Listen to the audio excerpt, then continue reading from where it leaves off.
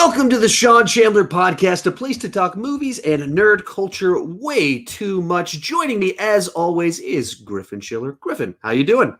How's it going? I'm doing pretty great. You know, I think DC Fandome gave us a lot to sort of talk about. It did, and it's nice to finally, have just like movie trailers and just actual substantial movie news that isn't, this release date got shifted. I mean, we could talk about Tenet. 3 Men and a Baby's getting remade. Are you saying that wasn't like an amazing headline for the previous podcast? I mean, it pretty great. I was it was my favorite story of like the past month. Or we could talk about Tenet for the millionth time. But and Tenet's delays for the millionth time. Yeah, that's what's been pretty cool.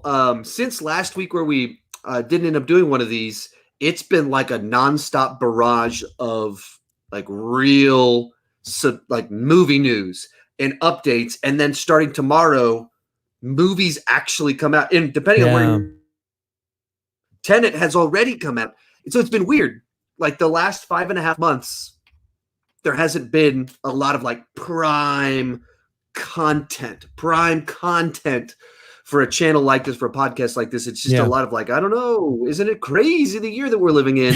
And then all in the span of 1 week, everything changes. I'm going to the theater 3 times in the next, between now and the next podcast. Oh, really? Yeah, because New Mutants tomorrow, and then Bill and Ted, and then Tenet. Okay, interesting. Is Bill and Ted a theater only experience, or are they doing that on VOD as well? It's both. Oh, okay. All right. I was going to watch it VOD, and so I put out my deal for the week where I say what I'm seeing or what videos I'm posting. And my sister, who's seeing New Mutants with me Thursday night, she's like, dude, why are we going to go see New Mutants instead of Bill and Ted? This is ridiculous. If Bill and Ted is coming out, why are we? I was like, whoa, angry sister that found me on Twitter.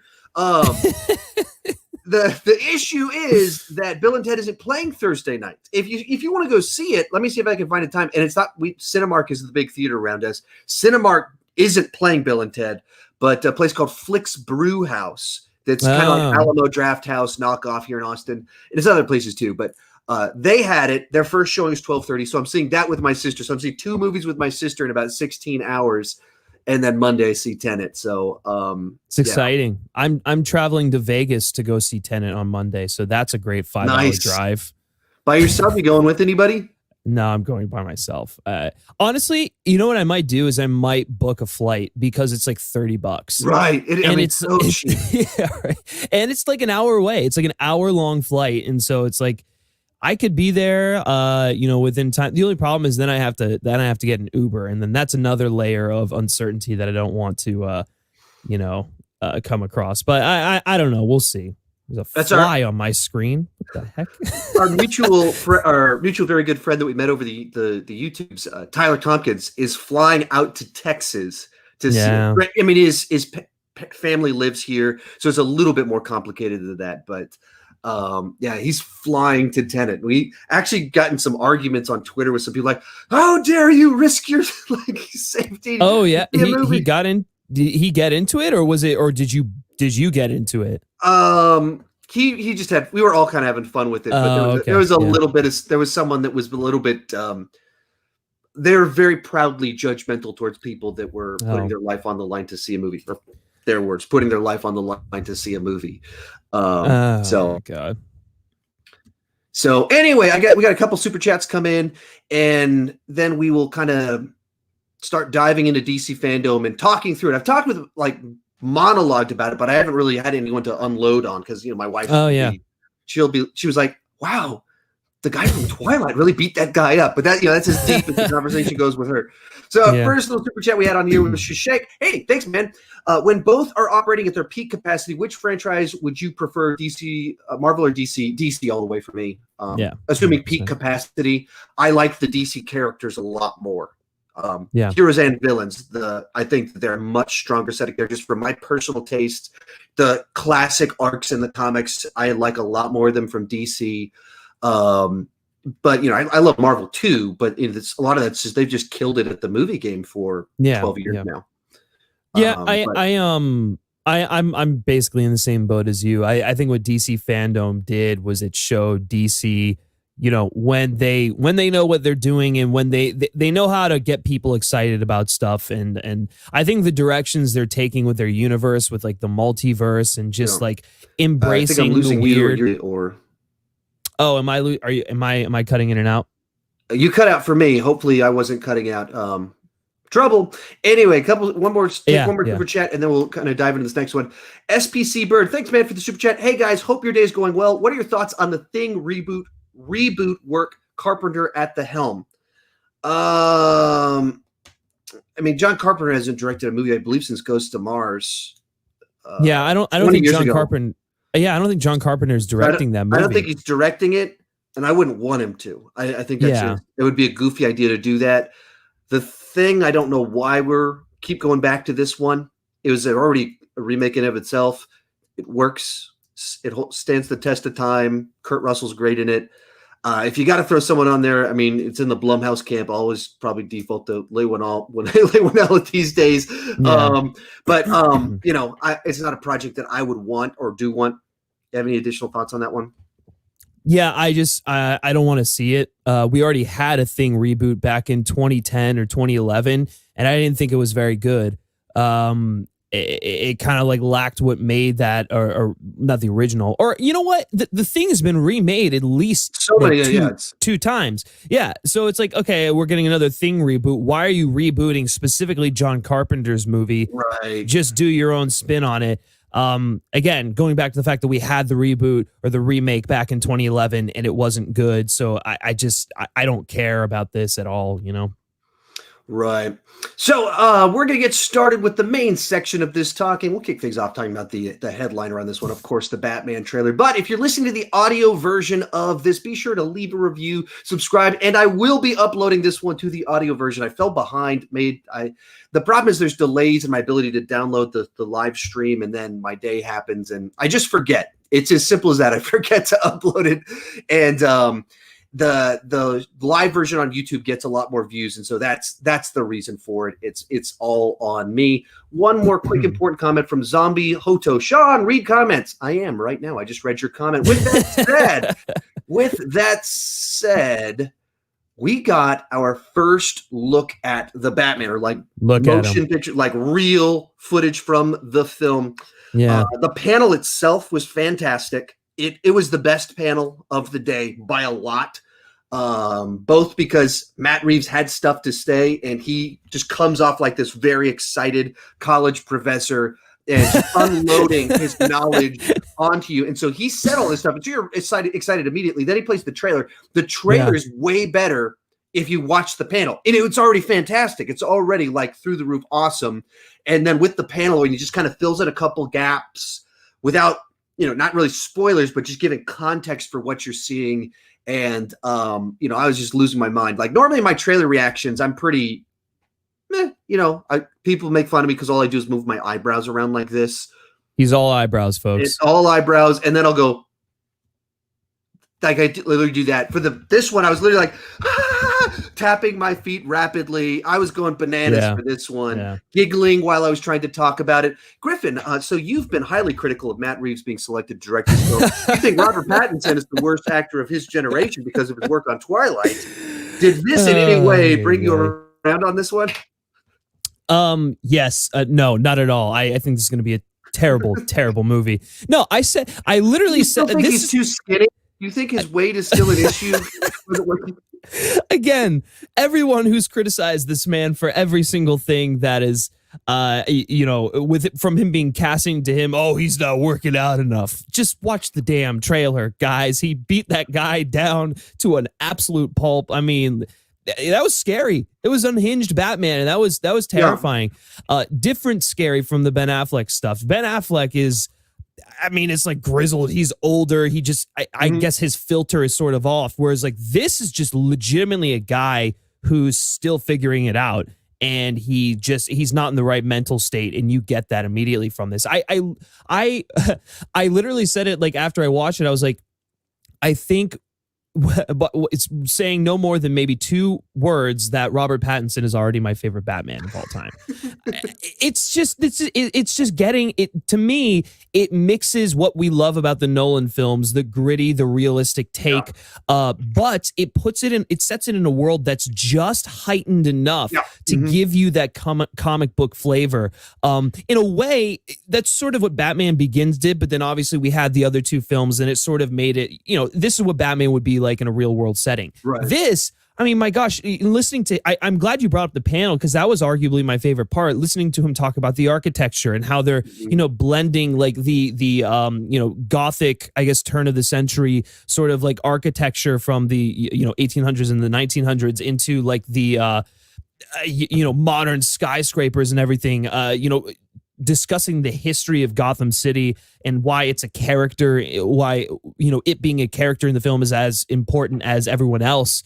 And just like listening to him talk about, we're going to get these characters that we know and love, but they're not quite the people that we know yet. And so it's going to be a journey to them, discovering themselves. Obviously, the murders in this movie are key to helping Robert Pattinson sort of like, or helping the audience sort of like come to terms with what this Batman's past is. So like all of that is just absolutely fascinating stuff. And on top of that, the trailer feels like a David Fincher movie. Like it does. And I understand that the internet has basically deemed it, it's 7. It's Batman meets 7. And I'm like, yeah, that it is. But also it's taking the one iconic thing of a genre, like the most prominent, and being like, well, it's like that. So that's all it is. Like, yeah. Okay. So we can only have one dark psychological serial killer movie that came out 25 years ago. I mean, yeah, I know it is the obvious go-to choice. I think I was even guilty of saying it. I mean, there were a few shots. I don't mind the comparison. What I mind is when it's a condescending comparison. Oh, those are 2 very different things. Like saying it's like 7, absolutely, totally get it. But what there are people that are like, dude, is it just David Finch? Like, come on. That's a compliment. Come on, stop treating a compliment like a criticism. Yeah, I actually have to ask you, did you see any negative reactions to the trailer? Because I have not at all. So I followed a few things. I watched a few that were comic book purists, people that really read the comics, being like, he just looks too skinny. And I still believe that. I think that is a valid criticism. It's not going to make the movie bad. It's not going to make me not enjoy the movie. But like, I very much appreciated the fact that I saw Ben Affleck, and I immediately went, that guy could beat the crap out of me. That guy is the biggest guy in the room and brutal. And he does CrossFit. I saw it in the movie. And based off what you saw in this, like, obviously when you see him beating the guy down, of course, he sells it absolutely. But other shots, he still doesn't look like a big, imposing guy. So I would agree with that. But that, and then his bat voice, I loved it. You didn't like it?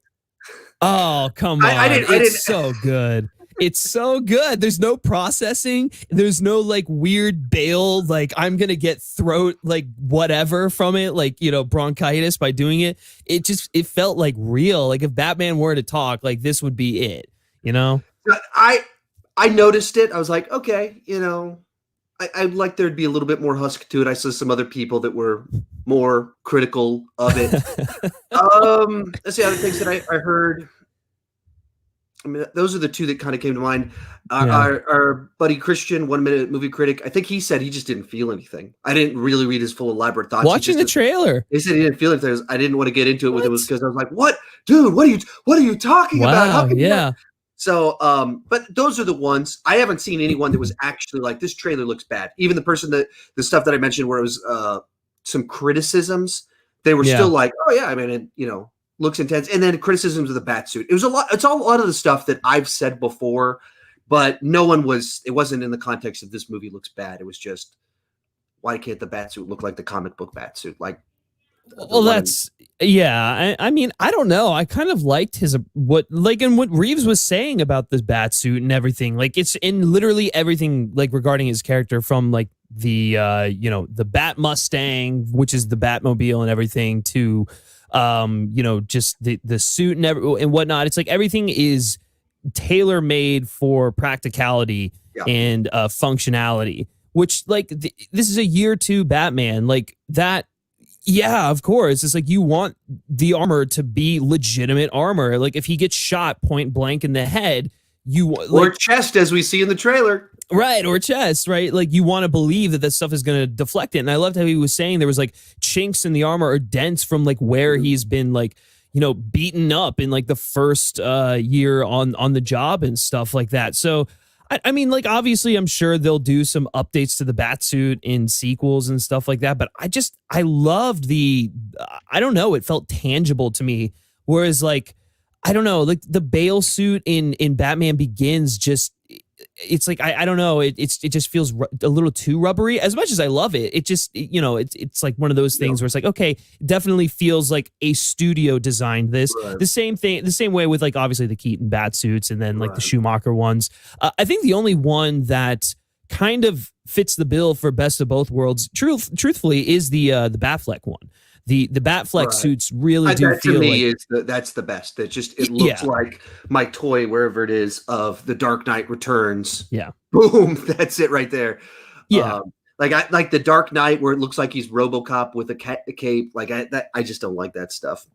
Yeah, obviously the movie's great, obviously, but and so it's nitpicking details. And it's like I just don't like when they go in this direction. Yeah. And Batman v Superman did the Dark Knight Return, so Reeves had to do something different with it. All right, here's another question on the subject. Super Chat came in the trailers and the movies. Do you think the Batman will be rated R after the Joker made $1 billion and the vibe of this trailer? It's in the realm of possibility. I don't think they would, because Batman at his core is a character that can be for all ages, and I don't think you want to shut that door that much to younger generations, whereas Joker inherently to it. I mean, it's a cheaper movie too. The Joker's it made $1 billion, but it didn't need to make $1 billion to be incredibly profitable. Since it did make $1 billion, Todd Phillips refilled his second pool with gold and started swimming Scrooge McDuck style in it. But I don't think they would, because it's one of these characters that's just too broad appeal. But you look at that trailer, I'm not surprised if it is. So if I have to bet, I would bet PG-13. Yeah, I mean, like it's Batman, so PG-13 definitely feels appropriate. You know, for all we know, there could be an unrated cut or an R-rated cut of the film when it hits like home media and stuff like that. That I can see.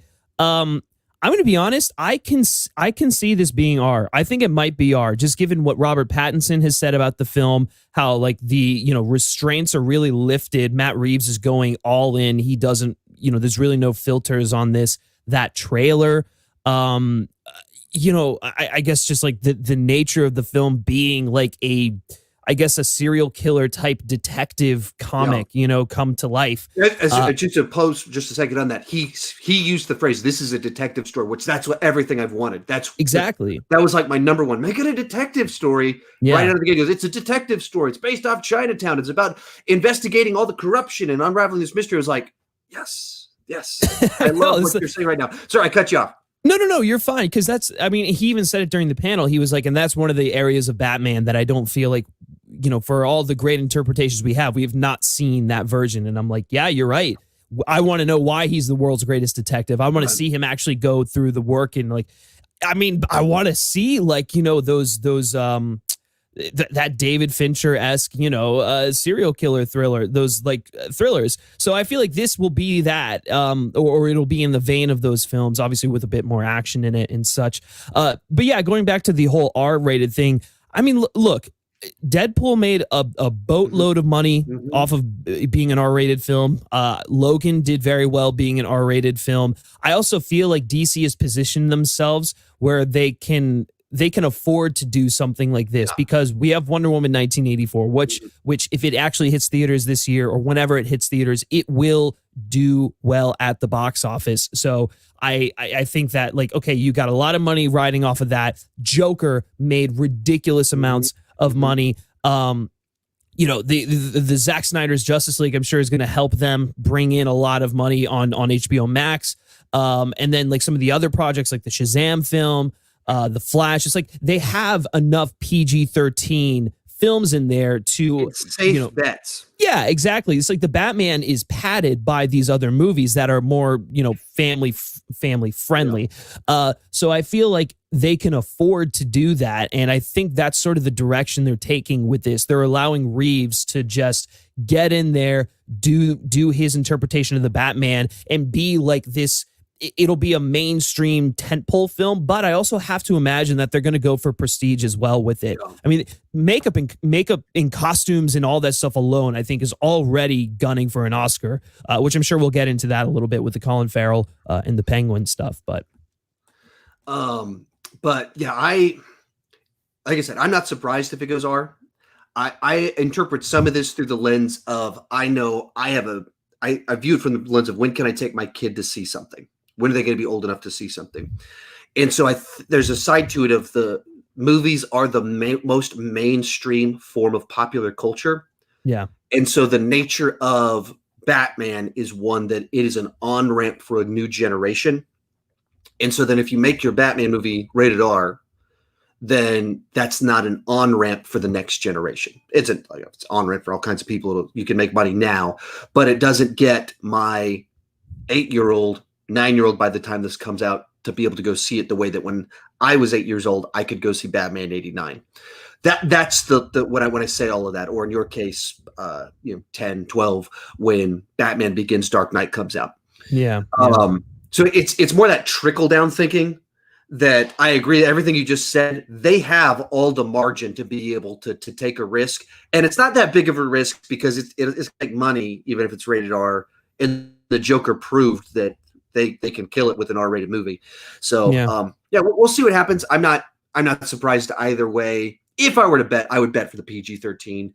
When they announce an R rating, I'm gonna go, okay, yeah, no surprise there. Yeah, you mentioned the Penguin. Let's kind of What are your thoughts on? We're already 20 minutes in, so we got a lot of stuff to cover. So real quick, what are the final thoughts on this one? It's funny 20 because minutes we're on the first deal. Yeah, I the same thing happened to me on my show yesterday, where it's like I was like, okay, we're gonna talk about fandom. The main topic was comparing the two Suicide Squad things, and then we just talked about the Batman for like 25 minutes. It's gonna happen. But yeah, going on to the Penguin thing, dude, I had to triple check from sources that I knew, and the information I was told was like, oh no, that he's done costume tests and like he hasn't shot his scenes yet. And then it's like, no, everyone's like, no, dude, this is legitimately Colin Farrell as the Penguin. And I'm like, if that's Colin Farrell as the Penguin, they better be, that's like ungodly, like prosthetics. They better be winning the Oscar next year when this comes out. And lo and behold, the actual, special effects company that did the prosthetics for Colin Farrell put out the tweet. There it is. That is actually Colin Farrell as the Penguin, and I'm floored, man. That's next level makeup. Like it's kind of just shocking to me that's actually him. So couple of things real quick. Catwoman's in there. Obviously, Riddler's in there too. Is this very different serial killer Riddler.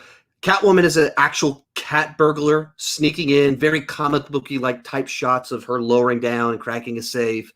And then, of course, the Battinson beat down in there that everybody was talking about. It's a great trailer shot because you're watching like, oh, this is cool, great tone. And then you want to see Batman in action. And then you have this, all you need is this one shot of him just destroying this guy. There it is. Yeah. Did you see the people who are like, why does this guy look like the nostalgia critic? and then the nostalgia critic, the main guy, they were like, oh, this looks like Doug Walker, the nostalgia critic. And then like they like put the comparison side by side, and then they had like they superimposed his face while he was it was so funny. So funny. All right, we had a super chat coming from Shashank. Thanks so much. Sam Raimi's original Spider-Man or Christopher Nolan's Dark Knight trilogy? I believe I go with the Dark Knight trilogy normally. I believe that's the one I go with normally. I don't remember what I said. My favorite. I have a favorite trilogies ranked top 10. Dark Knight probably comes out on top. I think in both cases, the first two are obviously very strong, and then the third one is kind of the weak spot. And I would say that for both of those trilogies, but I think Dark Knight is a little bit more consistently strong. Yeah. I love all three films equally in the Dark Knight trilogy. It was incredibly influential for me, just in my love of Nolan and my love of film. So much so that the trilogy as a whole are probably my second favorite movie of all time, just because I can't separate them. But so yes, the Dark Knight trilogy for sure. Then the Star Wars guy with the super chat. Thank you so much. Hey guys, just joined. So excited for the Batman. How do you feel about Mulan being $30 on Disney? It's a tough one. What I've always said is they're just in an impossible situation where they need revenue in the year 2020. Theaters aren't open, and they have all of these movies that they spent $400 million on, and they just have to find some way to get some revenue during this year. And dropping it on streaming doesn't get that revenue quick enough that they need for the movie. So then you're in a scenario where they're like, okay, do we charge 20? I don't know what the number is. People seem to I thought 20 for a lot of these movies that they were doing $20 for was too much. Mulan, I think 20 would have been totally fine. 30, everybody seems to think I think that's a little bit too much. That doesn't feel quite right, especially with your release model. The thing that's strange about it to me is that in 5 months of theaters being shut down, all of these big studios haven't come up with a win-win. They haven't come up with a better option. They haven't come up with the you can, if you pay $30, you can watch it for the next month. Or you can watch it for the next 24 hours, and then you get a huge discount on buying it when you can buy it, and so you can buy it for like $10 after. They haven't come up with something that feels like the consumer doesn't feel like they're getting screwed over. Yeah. And that's what's surprising to me. And so the other thought to it is there seems to be a very big divide between families and single adults, where on Twitter, it's pretty tense at times where it gets nasty. I have 3 kids. My whole family would go see this movie. So this would be a $60 whatever. I mean, it was really expensive for us to go see this movie in the theater. And so $30 doesn't seem that much to me. But I'm a family of 5. A single individual, $30 to watch it at home. That there's obviously they're trying to find that price point, and I don't think they found it, but that's where we're at. How about you? I think it's fair, to be honest with you, because not only do you get it to rent, not only is it like a rental fee, and you're seeing like a brand new movie that was meant to hit theaters, and we're not talking about just any brand new movie. We're talking about one of the tentpole films of the year. But you can actually, I mean, you're basically purchasing it. You have it on Disney Plus to rewatch it as many times as you want for that fee. So I guess to me, it's like, oh, that's a steal. And it pays for itself within one viewing if you invite literally one other person to watch it with you. If you just split the cost with one other person. If you're a single person living with roommates, see if they want to split the cost with you. It's $15 and you're already it's already paid for itself. So I guess that has never really made sense to me. Also, what is Disney's demographic? Families. What is Mulan? A family film. Of course, they're going to market towards demographics, and $30 for, I mean, let's just say we go with the nuclear family, like a family of 4. That is still a steal, a great deal, because that's not even taking into account concessions or any of that stuff. And you can watch this blockbuster tentpole movie in the comfort of your home. I understand looking at it on first glance and being like $30. Okay, that's steep. But then when you read into the specifics of it and how you can, you're basically buying the movie. I feel like it's totally, it's a great deal. So I guess I've just never, the gut reaction, I guess, is the thing that I'm like, okay, we'll just actually look into it a little bit more and think about it. It makes sense. Yeah. Well, and the one that always struck me is out where people are like, you have to pay for Disney Plus you have to pay for this on top of that. I was like, I mean, Disney Plus had so many insane deals for launch and cut so many deals with cable providers or whatever that And it's even if you have none of the deals, if you have the most expensive way you can buy Disney Plus, what is it, $6? It's literally $6. Yeah. It's hard for me to say. All right, we're going to God. jump on a Snyder Cut in just a moment. One real quick super chat. Thank you so much from Tom. Asks, thoughts on the Flash Season 7 trailer? So I watched it. I'm caught up on the Flash. I have my ranking I put out back in June. So I still watch the show. It just felt like more Flash stuff to me.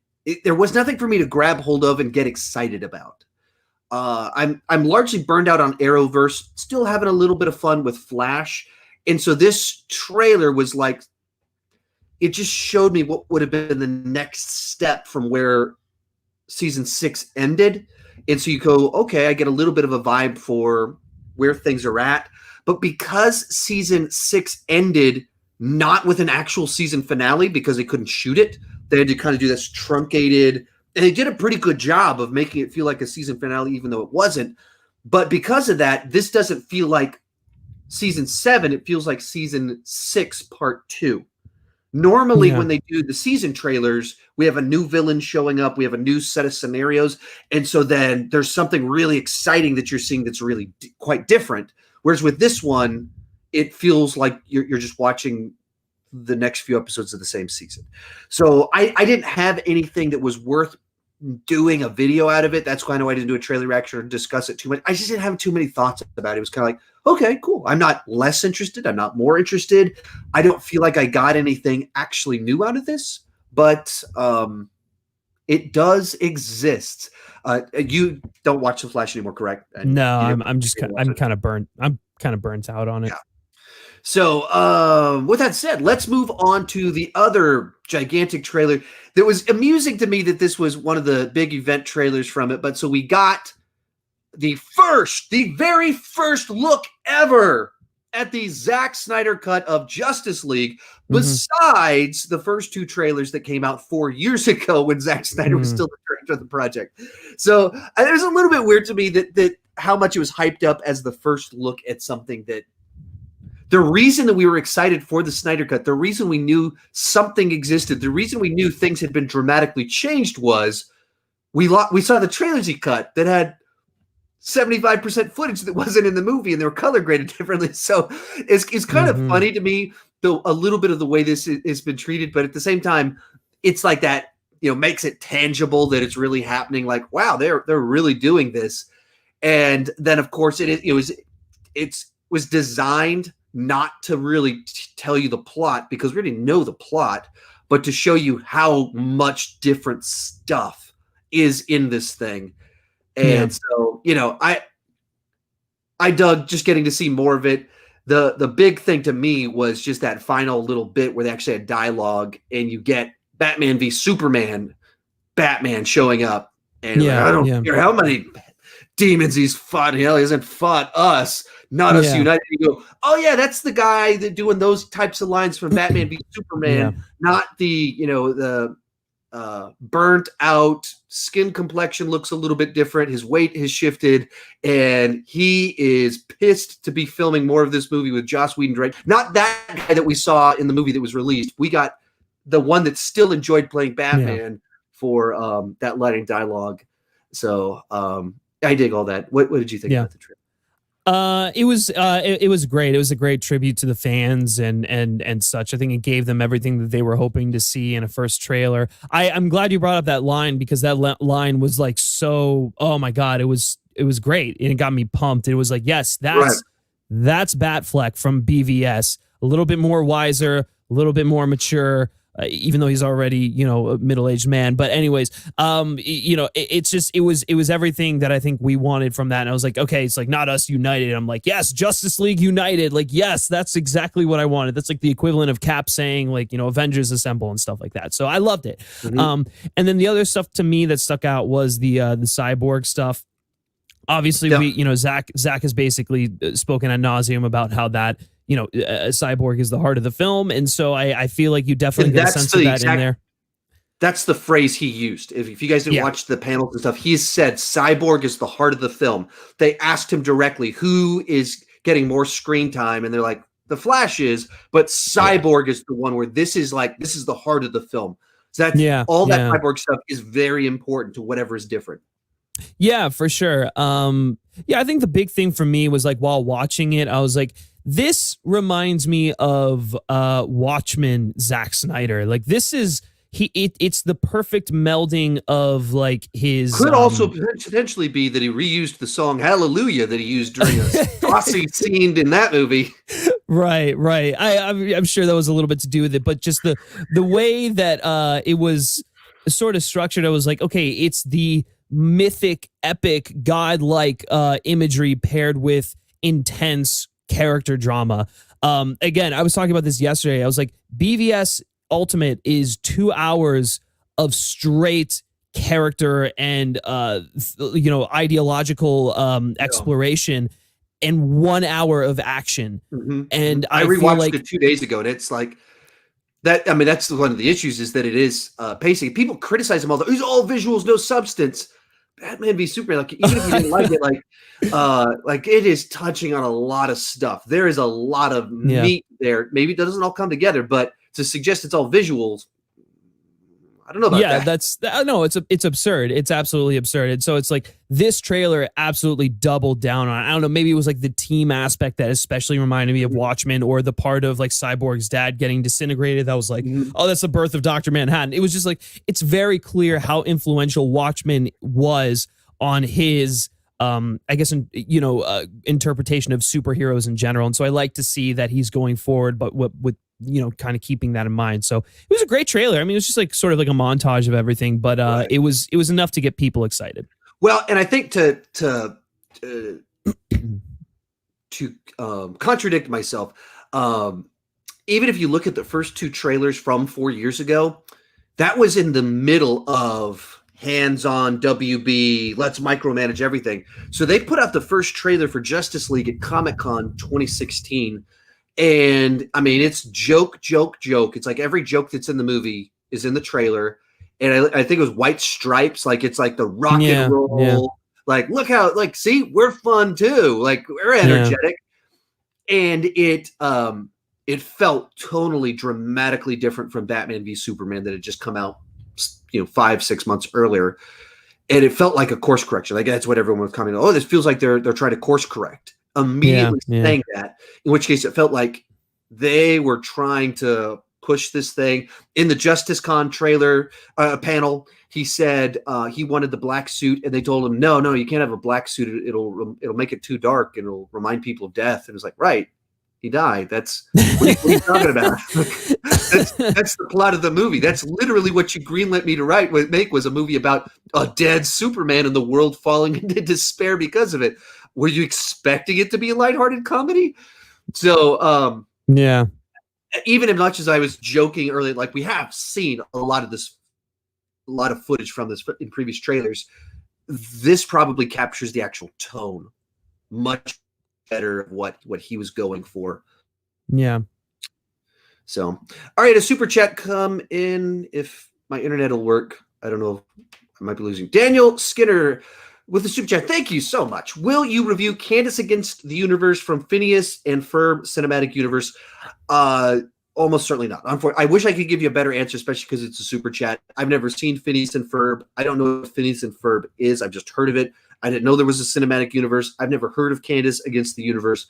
So I would not be a good person to review it because I don't know what it is. I literally do not know what it is. So I'm sorry, I don't have a more satisfying answer for you. Griffin, can you inform me as someone of a different generation from me? I didn't really grow up watching Phineas and Ferb. It was a little after my time.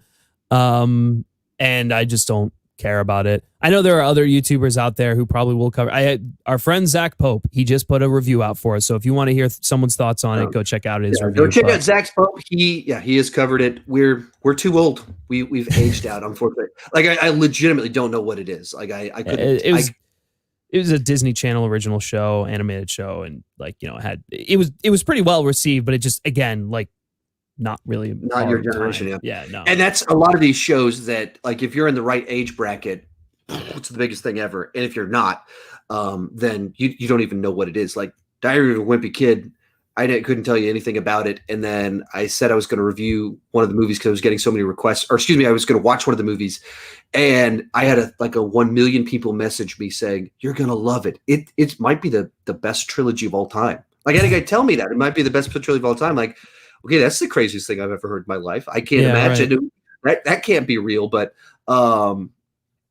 yeah. So real quick, we're going to dive in. We got to fly through some of these other panels real quick. Our buddy Kristen joined in the chat on there. Hey guys, are you excited for Bill and Ted? Yes, I'm seeing it with my sister on Friday. So, we watched it. We had our VHS tape. So my sister and I grew up watching. So it's like an actual nostalgia film for me. I remember when it came out, I had that VHS tape, and it was one of those bonding films with my sister and I. And then when she found out, I mentioned this earlier, but when she found out that Bill and Ted was coming out this weekend, but we were seeing New Mutants Thursday night, she was pissed and made sure I corrected that the next day. So we're going to go see it on Friday. Did you grow up watching Bill and Ted, or is that just a random thing for you?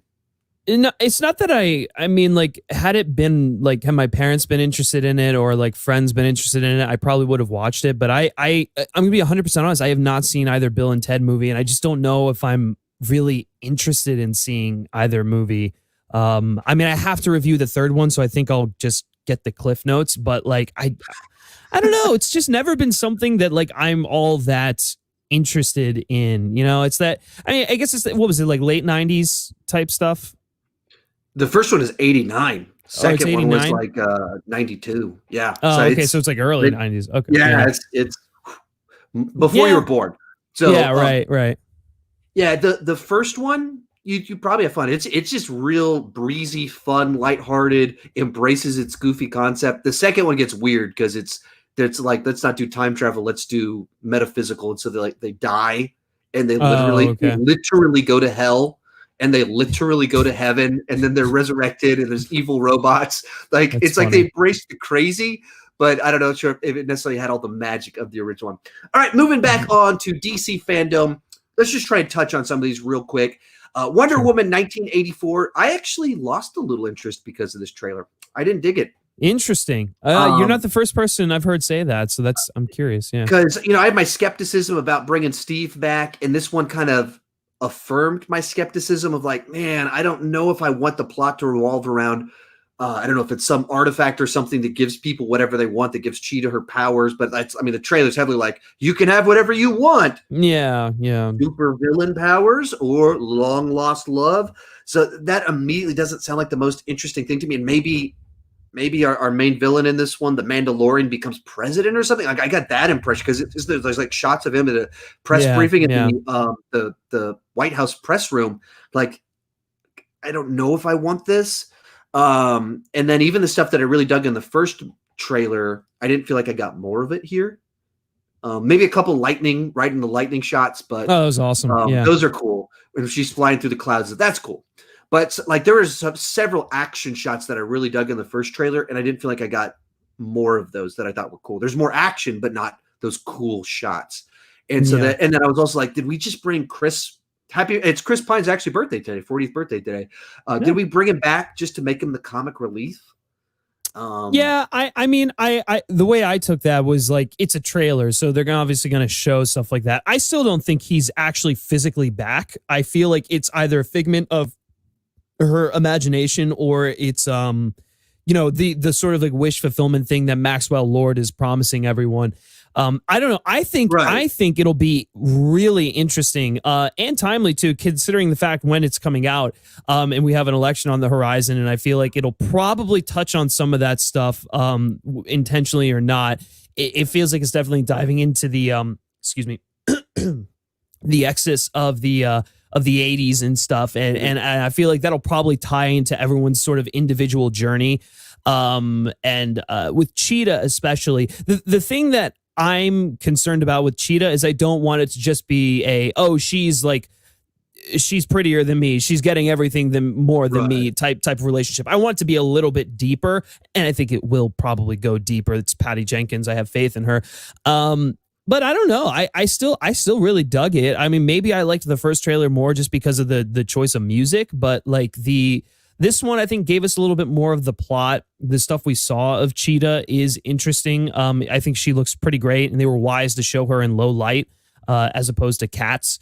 So, Yeah, I don't know. I'm still really on board without entirely knowing what the film is about. So I think they've done a really solid job with this. Yeah. So I'm still excited for the movie. I don't want to in any way suggest I'm not excited for it anymore. This one just made me less excited. And I wonder how much of it is with the music from the first one.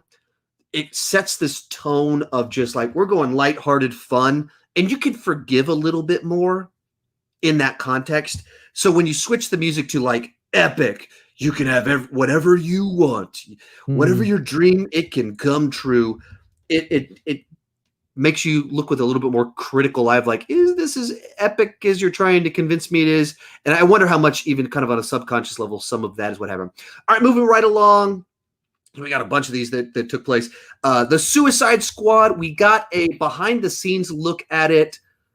It looked like a nice change of pace for the franchise. Like, it still has the villains having to be heroes with bombs in their heads, but even the way they described it as in the video, the guy says it's like a gritty 70s war film combined with James Gunn's characters and sense of humor. And you go, all right, sounds good. And then you watch the trailer, and it's them like on islands and stuff, explosions all around them. Harley Quinn has a bazooka, and you're like, okay, this does look like a war movie. So, it's early footage and everything, but I dug it.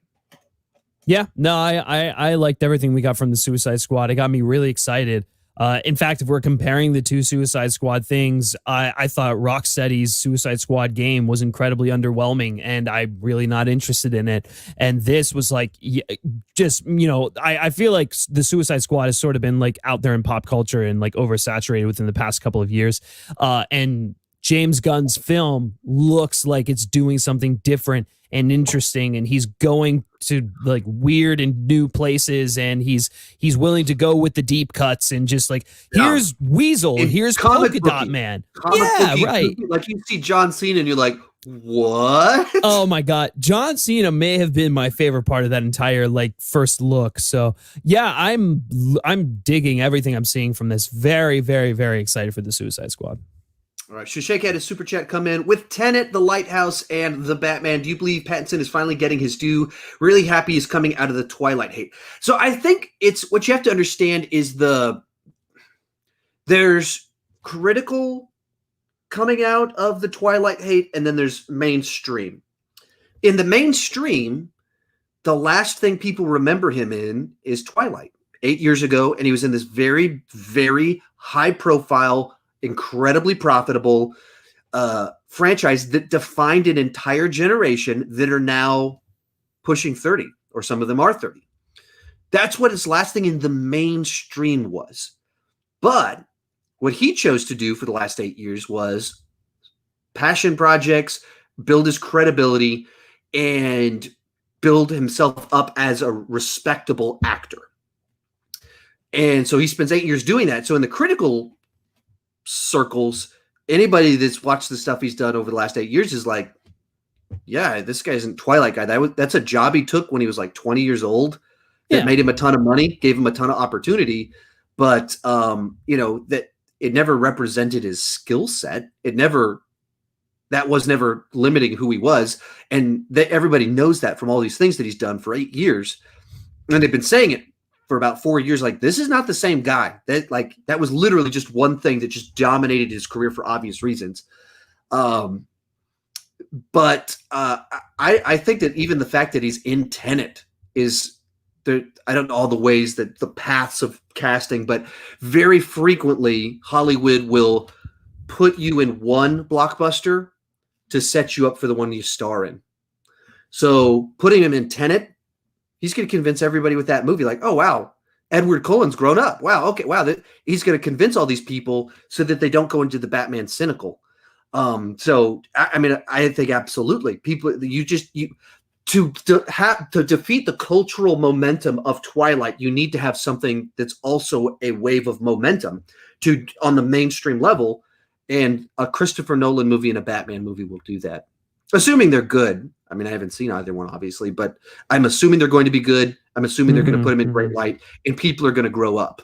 It's a very immature thought to be like, oh, Edward Cullen, like, come on. Yeah, One I role. mean, I just think it's ridiculous. So Just you've been a leading voice in criticizing Robert Pattinson and saying that he has no. Yeah, you know me. No, I mean, all you have to do is literally just look at his entire filmography outside of the Twilight films. I mean, even look at Harry Potter, the one film he was in. He was everyone's favorite part of that movie, or it was like one of their favorite parts of that movie, and he showed promise as an actor. And then, like, yeah, okay, he does the Twilight films. Even he knows they're bad, and he clearly was strategic in doing them because he knew it was going to make him a boatload of money, which it did, and it allowed him to do a bunch of creatively fulfilling projects like The Lighthouse, like Good Time, like The Lost City of Z, like High Life. Like, if you have not been paying attention to him for the past, like, almost decade or so, he has been consistently knocking it out of the park to the point where I'm like prepared to say he's one of the best actors of our generation right now. Like, just fully, like, he's got the leading man charisma, he's got the star power, but he also has that, like, he's able to dig deep and skin in the sunlight. Right. He's just like, look, he's got the ability to be a character actor too. It's like he's just someone who really has the whole package.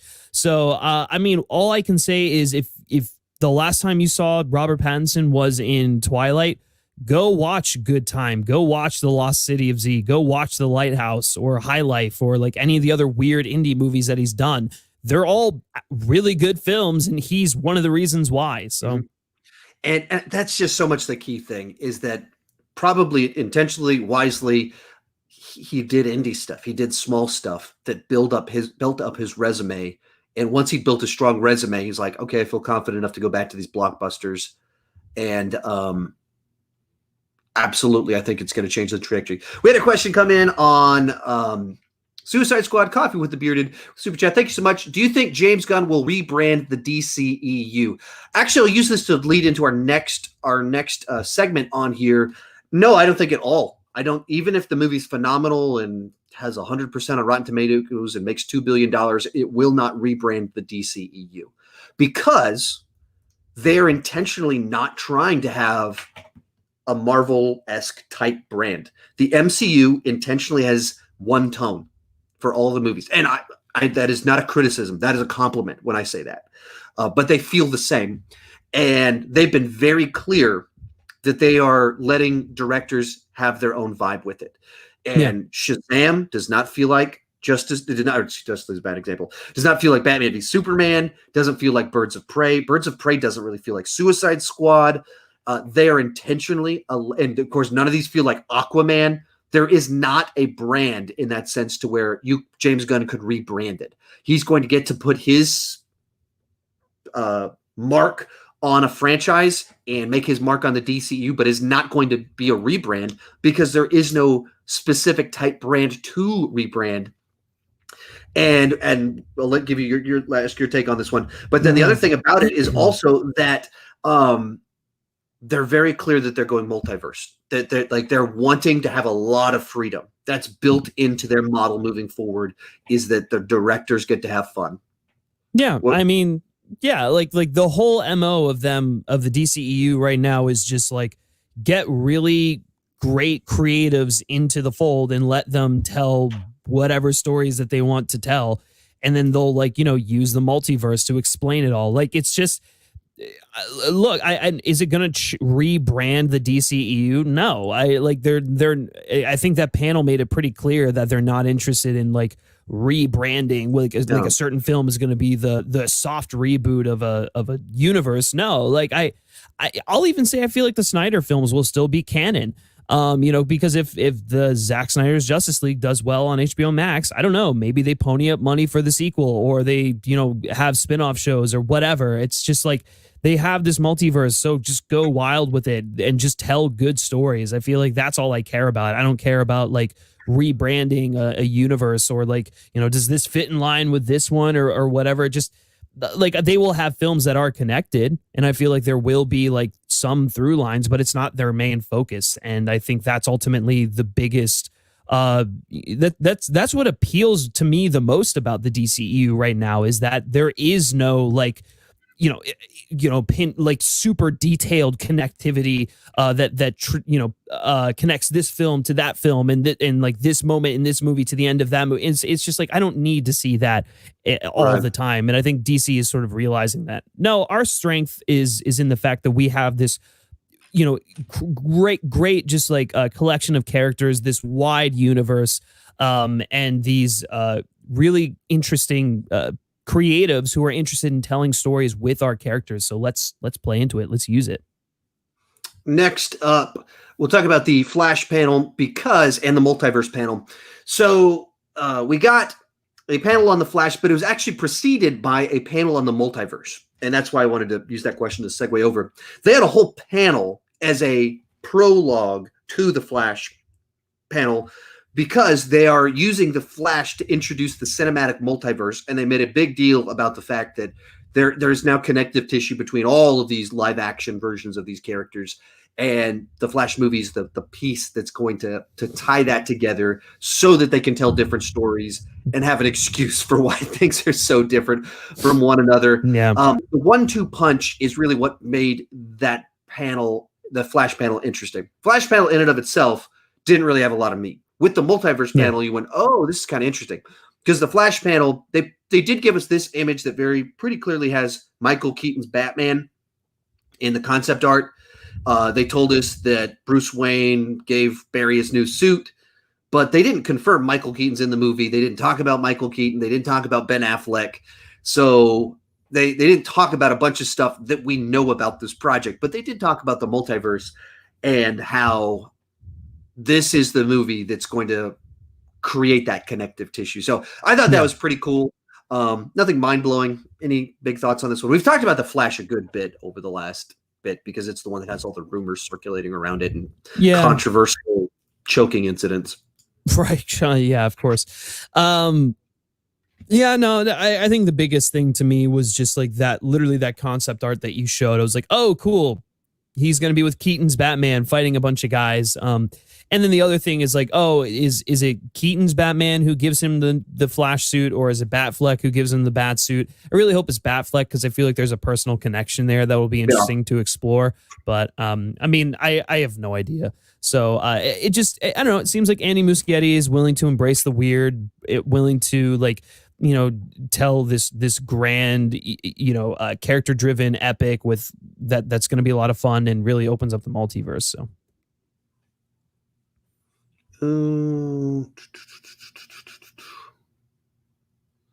We had a bunch of super chats come in. Okay. Phil behind us some stuff. Real quick, talking about Black Adam. Did you watch the Black Adam panel in the trailers? Yeah, I thought it was cool. It was a great hype trailer, is what it was. Exactly. Yeah. And I didn't feel like people were talking about it, but they found a way to all right, we haven't started filming yet. We haven't cast these characters yet, but what can we do that actually gets people excited? You bring The Rock out, does this cocky swagger like there's a new bad boy in town, and then they do 2 different minute-long teaser trailers. Yeah. One of them giving Black Adam's backstory that I thought was a good decision since he's not in the mainstream really. And then the second one introducing the Justice Society and who's going to be at Dr. Fate and Hawkman. Yeah. And in which case it was oh, cool. We're going to get a bunch of characters. You can see how he's an anti-hero. He's not like most of these characters that we get. So I thought that was just a really nice little touch for not being able to say anything to still be able to be hey, it's coming and it's going to be cool. Yeah, and the art was good. The concept art was good. I mean, obviously he The Rock, I think, teamed up with Boss Logic, who is really known for doing the great fan art and stuff like that. So it was cool to see that incorporated there. I love the logo. Motion comics.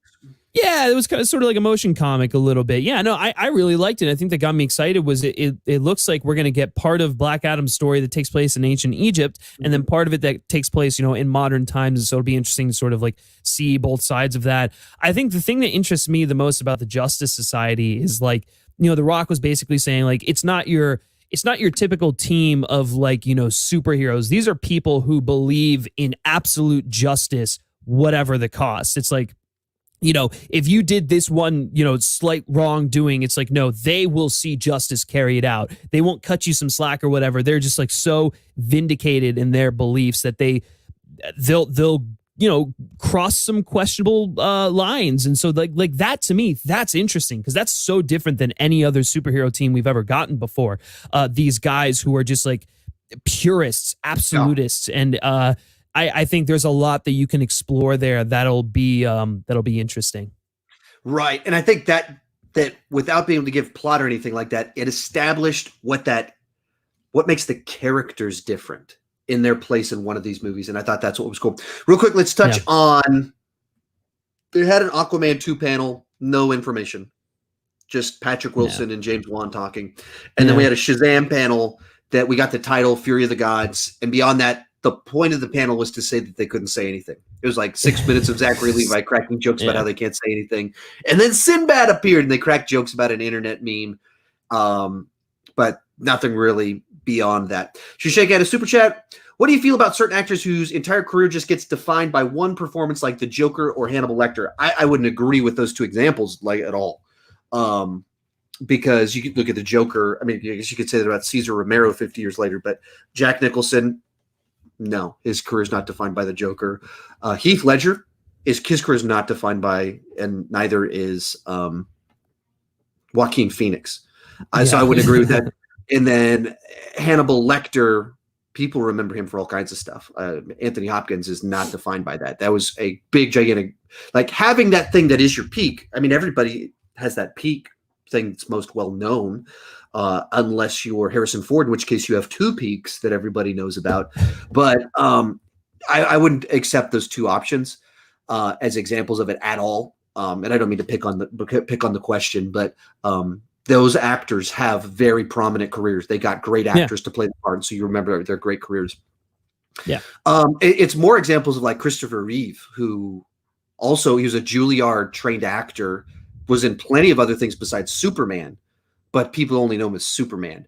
And it's just the reality of being in a mainstream pop culture role, that there's a thing that everybody knows about, everybody talks about, and then there's everything else you did that there's these icons of popular culture. And if you get one of those roles, whether you knew it when you were cast or you didn't, like when you're cast as Superman, you probably know that's going to follow you around. When the cast of Star Trek in 1966 were cast, they did not know that was going to define their lives, because it was just a random TV show. But for whatever, like when you're an actor, when you're in something that makes you well known to people, you don't know all necessarily what will be the thing that defines you. So I don't know if that's helpful. I also think that some of it falls on the actor. Like, do they want to be known as this forever? And I feel like a lot of actors, they want to do a bunch of different things. And like for someone like Sir Anthony Hopkins, he's like a classically trained actor. He's been on stage. He's done like, oh my God, he's been in some of the greatest films of all time. And like, he's given some of the greatest performances of all time. Like, he's someone with range. Joaquin Phoenix, I would say the Joker isn't even his best performance. So it's like, he's someone who's like been on the trajectory to winning an Oscar, and now he's finally won it. There are people who are just more interested in performance than they are, riding the wave of a character.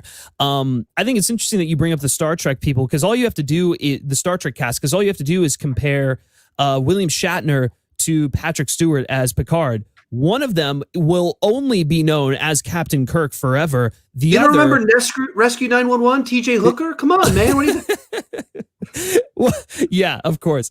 The other is Sir Patrick Stewart, the actor who is known for being Professor Xavier. He is Jean-Luc Picard. And then he's also, a million other things. Right. Like the guy's, resume, again, is incredible. He's been Scrooge. Like, he's been on stage. It's just like, it comes down to what the actor does to sort of ensure that they are more than just this single character. So moving along. Okay, so you already touched on this one a little bit. We got a teaser trailer for the Rocksteady Suicide Squad Kill the Justice League trailer. I mean, it's just a cinematic teasing the plot line where they're off doing their thing, and then who are we supposed to kill? Superman shows up with laser eyes. They go, oh, we have to kill him. And then it says it's coming out 2 years from now. So it's tough to get excited when it's 2 years out and it's not gameplay too much, really. I'm easy to please when it comes to video games, so anything like this, I get excited about it. But as you as the cynic that knows what you're talking about, what was it that was just kind of meh to you? I don't know. I feel like I've seen this game before, just with a different name and a different cast of characters done before. Like I think the cool thing about the Suicide Squad is you get this. Granted, I don't know how many other members are going to be in it. I'm assuming just 4, so that you can play like 4-person co-op with people as you're going along. Yeah. I don't know if there'll be opportunities to switch characters in or not, but like to me, I'm like, okay, so you're already limited by that. I also granted, okay, like it's hard to judge it because they're in the early stages, but I just felt like the world felt really empty and like boring. Yeah. And I guess I'm just kind of done with the Suicide Squad. The concept doesn't really like interest me all that much. I'm like, okay, so they're going to have to go kill this like, brainwashed Superman or like take down Superman or whatever. I assume they probably won't kill the Justice League. It'll be more of like, a bit of a downer. Yeah, right. But I was having this conversation yesterday. I was just like, people have been like, where's the Rocksteady Superman game? Like, where is that? Yeah. We can't even get a Man of Steel 2. Can we get a single Superman game? And they're like, and I just find it funny that Rocksteady goes, oh yeah, we'll give you a new game. But it's actually a game where you have to kill Superman. And it's just like, what? That's just, what? Why? Come on. Is anyone really asking for this? I don't know. It just, to me, it didn't really sell me on it. I was like, yeah, I'm sure it'll be fine. But I don't know. And as someone who was really cynical on the Gotham Knights game that came out, the trailer that they released earlier, I was like, well, that's kind of. We'll touch on that in just a moment. Yeah, I was like, that's kind of lame. But even that seemed more appealing to me than this, dumb Suicide Squad game. So I don't know. Okay, missed the super chat earlier, Mr. Potato, and we will be taking non-super chat questions. I do apologize that we're just grabbing a bunch of those, but there's been a lot of them, so I just want to honor the fact that they're asking questions. So, do you think the Batman could overtake the Nolans Batman? I mean, sure. I mean, there's potential to it.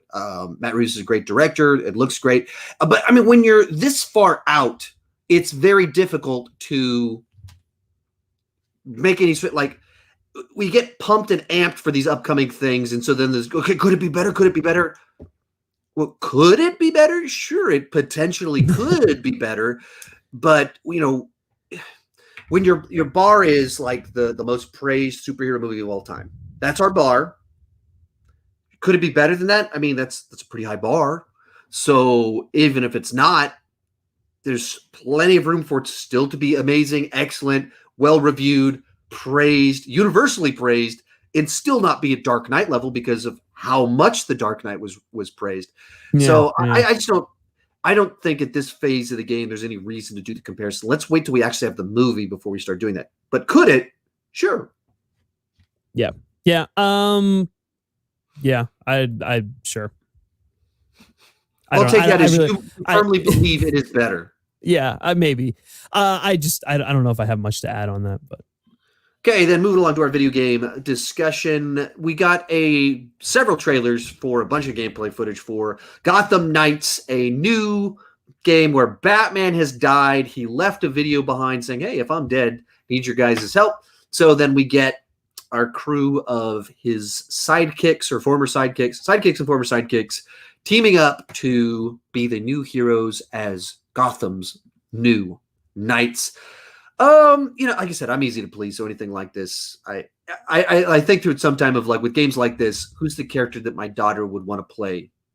Like I have those thoughts because if it's all guys, legitimately, she's less interested. And as soon as you have Spider-Gwen and Marvel Ultimate Alliance, she's like, oh, I can play Spider-Gwen. Oh, she's a little bit more interested. So as soon as we have Batgirl as a playable character, that certainly piques my interest just a little bit.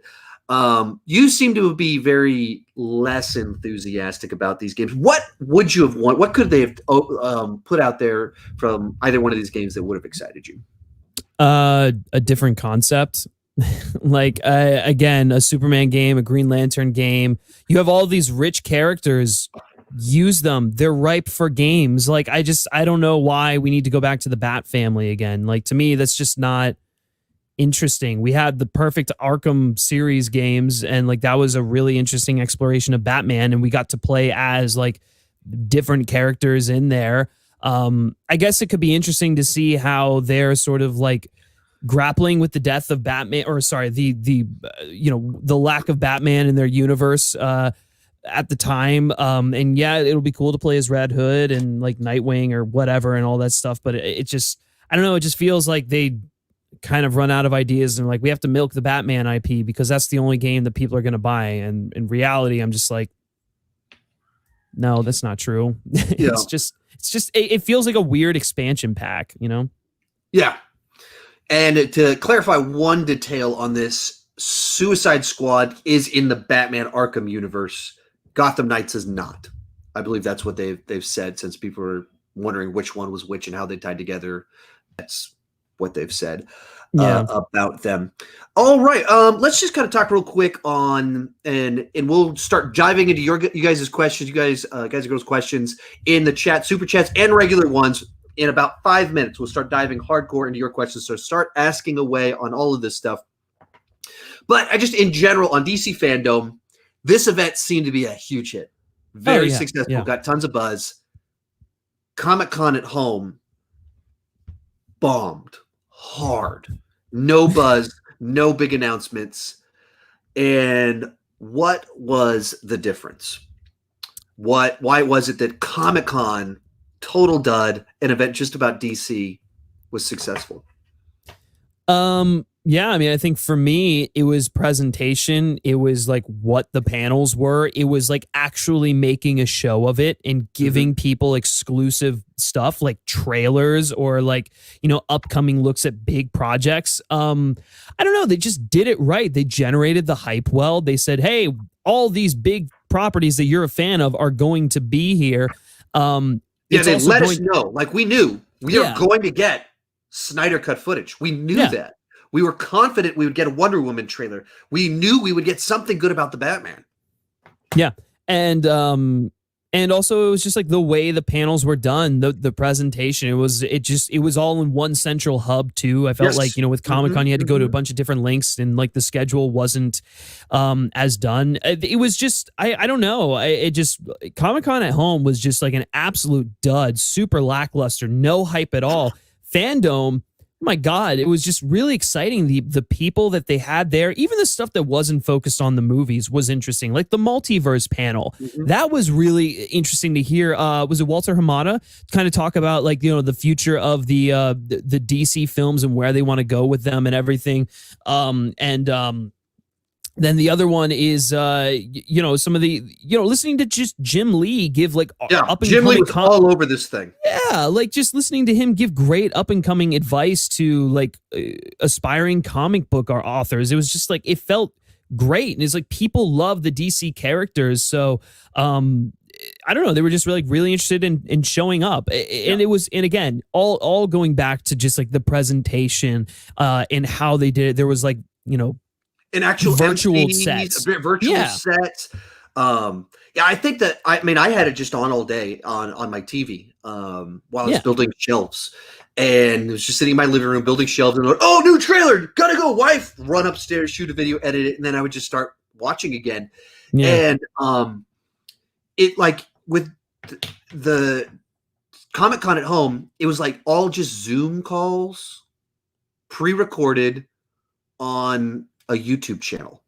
I mean, it's just there wasn't anything to it that felt like I need to be present now. And then just the panels themselves, they just weren't as interesting. There was nothing that had that momentum to it. Whereas with this one, it was like, oh, I know I need to watch for this. And they kept them short.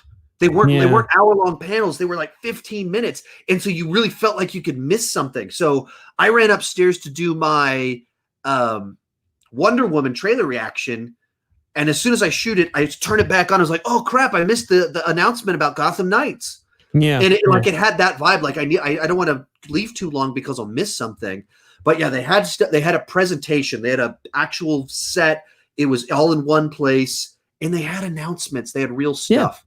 Tom even the projects that are not, they haven't shot anything. They all brought stuff. Like the Flash brought concept art. The Rock did this amazing, just like, you know, hype panel for Black Adam and the Justice Society. It's like that, like, even if you don't have anything to show, make something to show. Like, get people excited about your project.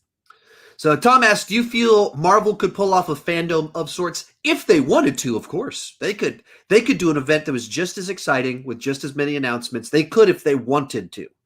I don't know that they want to. Doesn't look like they're planning to do that. But you think, like, we know what their slate is. We know all the stuff that's coming up.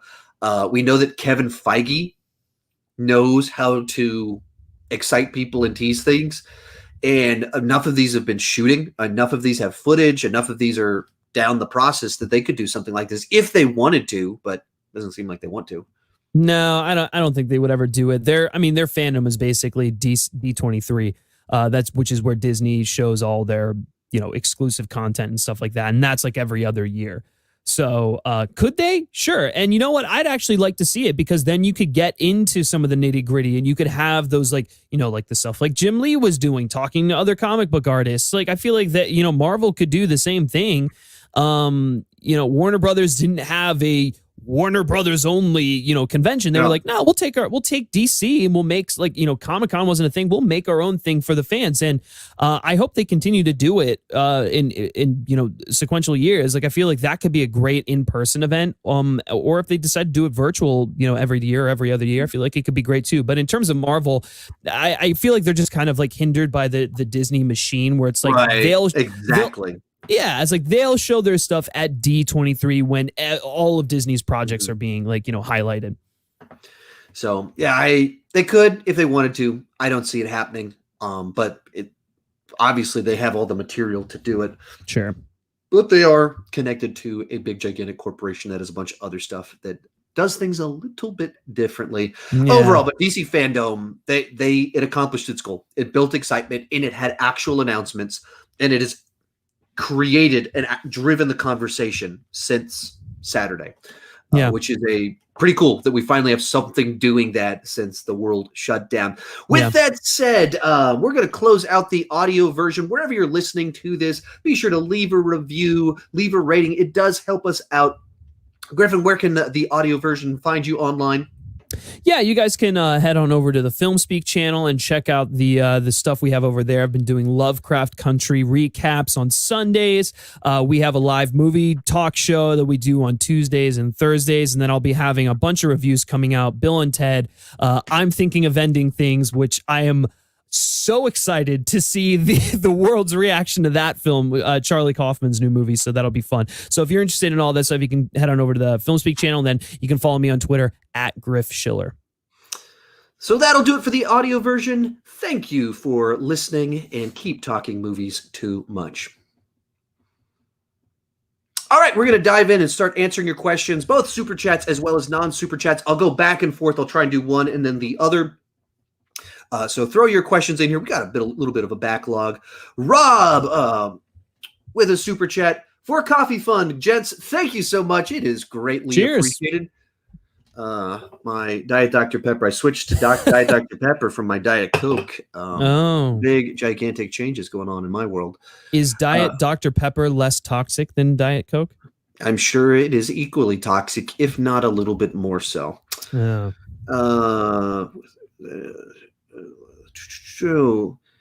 Philip Culture Films, how is a hit with one bat in it better than a nickname with three bats in it? Honestly, really fun. It's a shame you guys don't like. I don't know what that was asking. I don't know. Like it. I think like it just OT meant it. Not quite sure. Eric Thorpe, does the Dark Knight trilogy exist in the multiverse? That seems to be the implication, is they're all different. All the different things are in some multiverse. That's what they seem to be saying. That there's some way that all of these things could pop up. I mean, Christian Bale's not coming back. I'm not saying that, but that's their implication.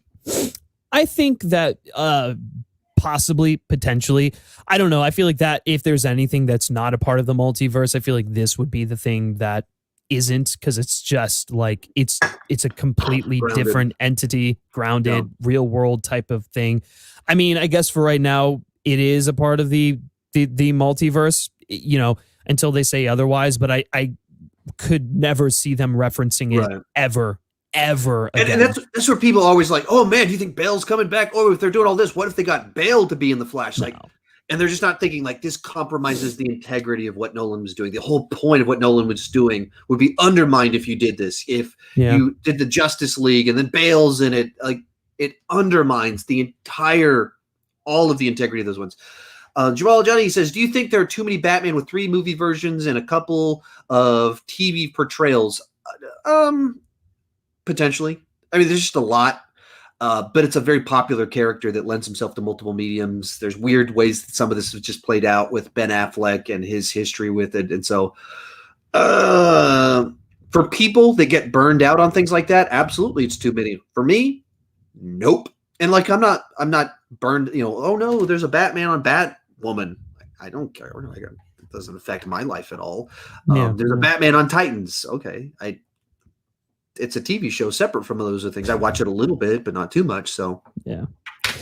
I don't think so. I feel like they're not even connected. Also, like Batman is their most popular character, and like people like to see Batman stories. So like I understand why it's just it's something where it's like, just when you think that people might get burnt out on Batman, they release the trailer for the Batman, and then everyone's like, oh, screw it. Yeah, it's like, no, I'm ready to see this. It's their Spider-Man. People love seeing the different incarnations of Spider-Man in the Sony Marvel stuff. And so it's like, and right now we have like, oh my God, I don't even know how many Spider-Man if you count the Spider-Verse movie. So like, I mean, it's like, it's okay. And I think people are able to separate TV portrayals from movie portrayals. We don't really consider the TV Batman stuff legit, if you will. I think the Batman that we have right now, Batfleck, Robert Pattinson, and I guess Keaton's coming back for a little bit, maybe a Batman Beyond, who knows? They're just so wildly different where it's like they might share the same name, but they're tackling different things. So I feel like it's, whatever. I'm okay with it. Zeke with the super chat. Thank you so much. Is there anyone in particular you want to be the reverse Flash in the DCEU? My pick is Michael C. Hall or Dan Stevens. I mean, I don't have a name that comes to mind. That's not something I've thought about. I think Dan Stevens is one of these guys that has great talent that people that know movies and stuff like that know that where he's kind of at on a talent level. Yeah. Especially because of Call of the Wild. But he doesn't have a big iconic role though. He doesn't have that one that like he's the Beast in Beauty and the Beast, but that role doesn't follow him around though, because he kind of had some digital makeup on for 98% of the movie. Spoilers for the last 2% of the film. And so Dan Stevens, I think, would be someone that would come to mind. And for me, I'm always thinking, stop looking at the same list of 20 people that we've already seen in an A-list iconic role. Yeah. So Dan Stevens would be someone that I would be open to for that. I don't really have someone that comes to mind, unfortunately. Yeah.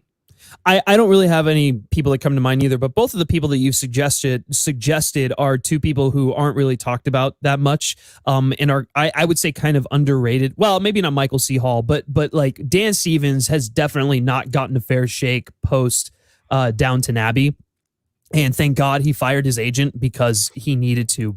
It's just been really sad to watch someone with this amount of charisma, talent, likability, leading man potential just not find his groove. And I think it just comes down to the projects that he's taken. I don't know if I think in the terms of getting him public exposure, I think you're right. But his agent did get, like, Beauty and the Beast is one of those high profile projects. It's just the inherent nature of it. You don't see that. Yeah. So I wouldn't be as hard on his career as you were.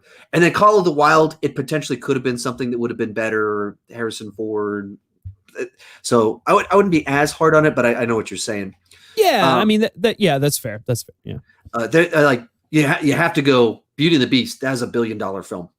True. Yeah. Well, and Legion, FX's Legion had a nice cult following. So yeah, that's fair. So it's a weird one because he is in one of those spots where you can go. I mean, he has had this stuff up here. He has, and at the same time, you're like, he's also still getting side roles in Eurovision. Yeah, but he was scenes. Yeah, he was the best part of that movie for sure. Billy Bob Joe D. Will the Suicide Squad be PG-13 or R? I don't know.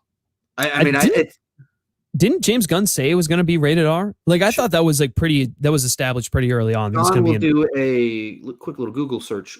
Will the Suicide Squad be rated R?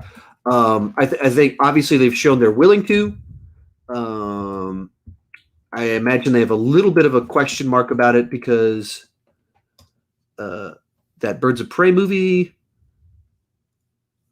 Here's an article that says why the James Gunn's movie will be rated R, but doesn't quote him. 3 days ago, will almost certainly be rated R. I'm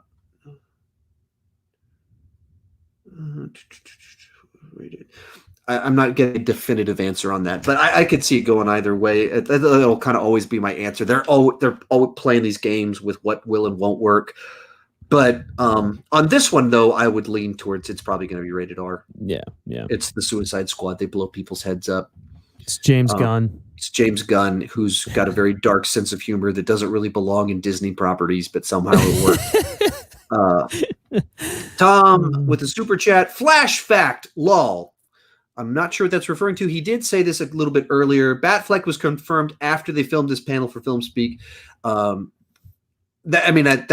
the nature that that's what I assumed. The reason that they didn't talk about Batfleck was because they'd already filmed the panel, and that's also probably why the information dropped right before the panel, because it could just build more excitement for their event. But yeah, wait, are they referring to Batfleck in the Flash movie? Yeah. Oh yeah, I mean that was. Just spoiler alert, I've known about that for months, and I think the deal just finally went through a couple of weeks ago. So, it was just one of those things that's that they were definitely planning that movie with Batfleck in mind, and I guess he agreed to the script. So, yeah.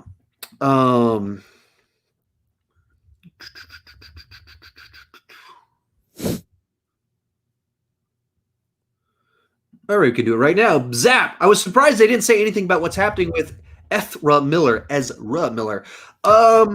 we've talked about kind of his little incident before, and of all the things to talk about with DC Fandome, talking about a weird incident from 2.5 months ago wasn't the most interesting thing for me for this particular time, but we can touch on it now. So basically, back in early June, weird video came out of him choking a fan.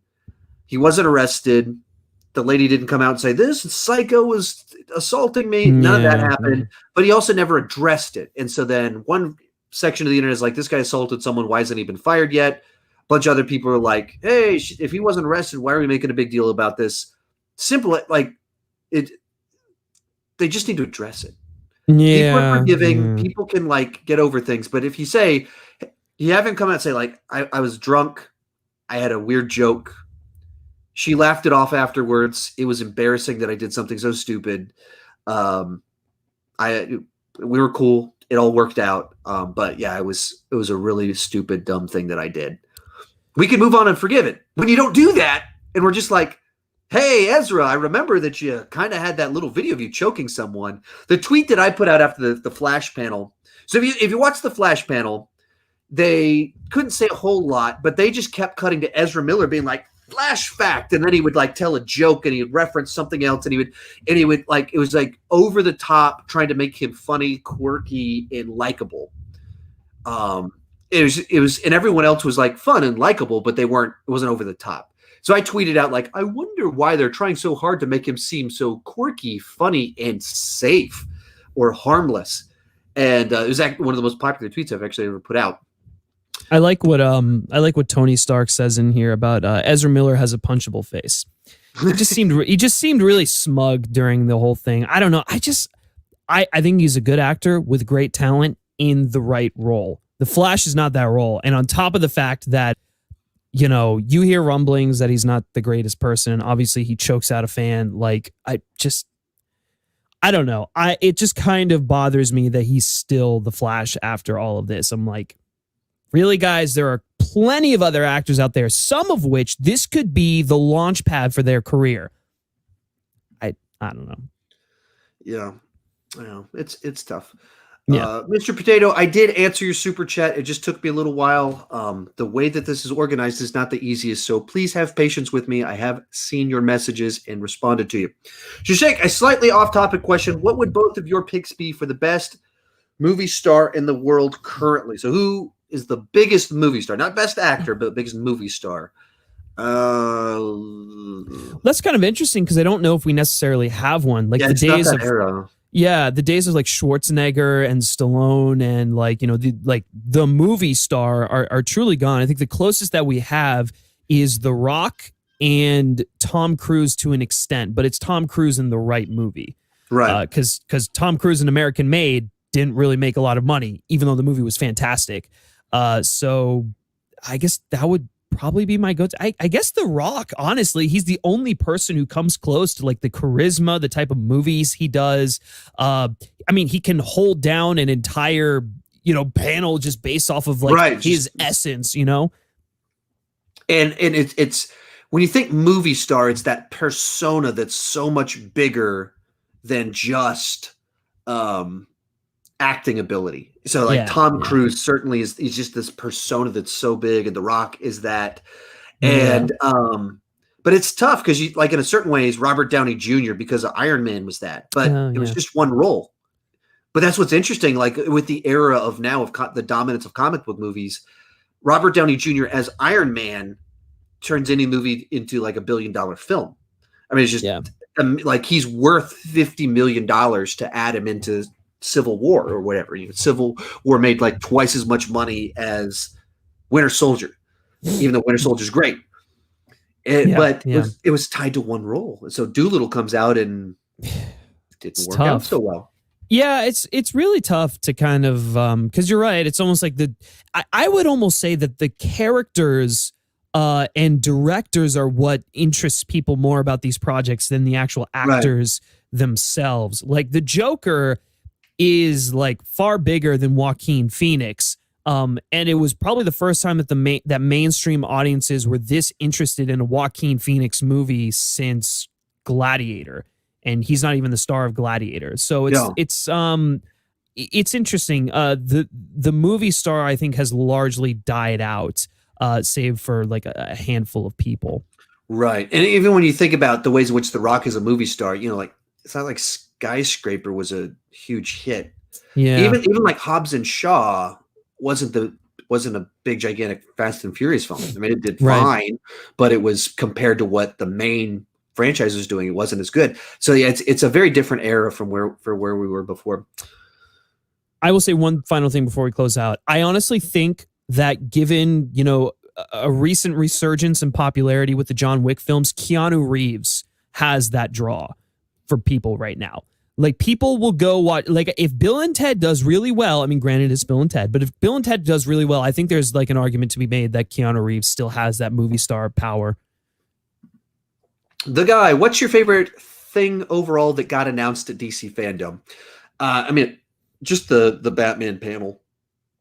The whole thing was just very cool. Without question, that was my favorite thing that they did that is jam-packed with nuggets.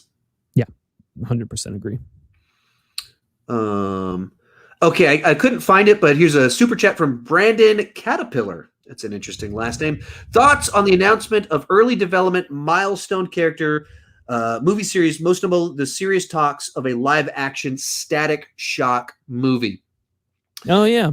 So I've never seen Static Shock. I've never read Static Shock, so it's not one that I have a background knowledge on. I did watch the panel about it or the panel about the creators and the backstory on it. So that was pretty cool. Just kind of hear their backstory. These guys just kind of just talking about the good old days of the 90s with comic books and some development stuff like that. I don't really have any deeper knowledge of it to have excitement or anything like that. It's like, cool. They seem to be on a good streak, so they can experiment. They can go for some deeper cuts. I think all of that are positives. Yeah. Static Shock was awesome. I loved when that show was on. I was a big fan of it. So seeing what they've sort of done with it and seeing that they're working on turning that into a live action film is really, really exciting. I think there's a lot of possibilities for that. So. Okay. Sareth Menon, would you guys like to see a DC Marvel crossover? I wouldn't. That sort of thing, it just falls too fan fiction-y. Part of what makes these universes fun is that they are self-contained. They have rules that they apply to them. And so then as soon as you go, let's throw all of that out and let's just go all fan service. It just isn't as interesting to me. Yeah, no, I don't want to see it. No. Shashank had another super chat saying, loving the conversation, guys. God bless you. Absolutely love it. Thank you so much for the many super chats. And Appreciate it. It's been a fun conversation. Next one actually has a question.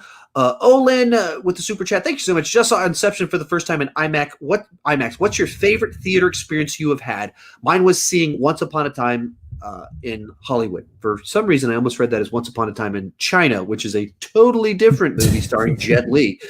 It's like, whoa, that's going back 30 years. Yeah, right. Favorite is some experiences. I have a video that's like 30 minutes long where I kind of unwrap a bunch of my different ones that I've enjoyed. The best scene I've ever seen in a movie was the Dubai Tower sequence in Mission Impossible Ghost Protocol in IMAX, like true IMAX. Bob Bullock Museum in downtown Austin across the street from UT, University of Texas. And it's this enormous screen, and that sequence was the coolest thing ever. Another cool one was seeing Fast 5 of all movies at a midnight screening, because they didn't used to do these 8 o'clock, 7 o'clock Thursday night showings. It was midnight screenings, and so they couldn't start playing it till the actual day of releases. It was like at 12:01 they would start playing the movie, and I went to a midnight screening of Fast and Furious, and the parking lot was filled with racing cars and street racing cars, and everyone's just revving up their engine. It was packed. It was a XD theater, so not quite IMAX, but massive screen, great sound. Everyone's pumped up. Like, we literally, as you're walking in, people are just revving their engines.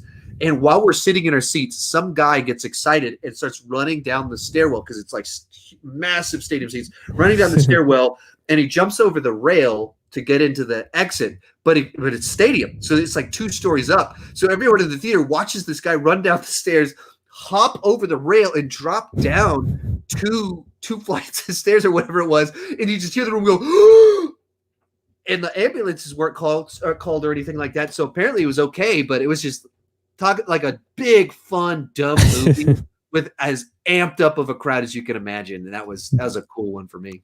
Yeah, I like that. That's fun. I think for me, Interstellar and Dunkirk were two. Oh, Interstellar, Dunkirk, and The Dark Knight Rises were 3 of the best theater going experiences ever. I think you can understand why.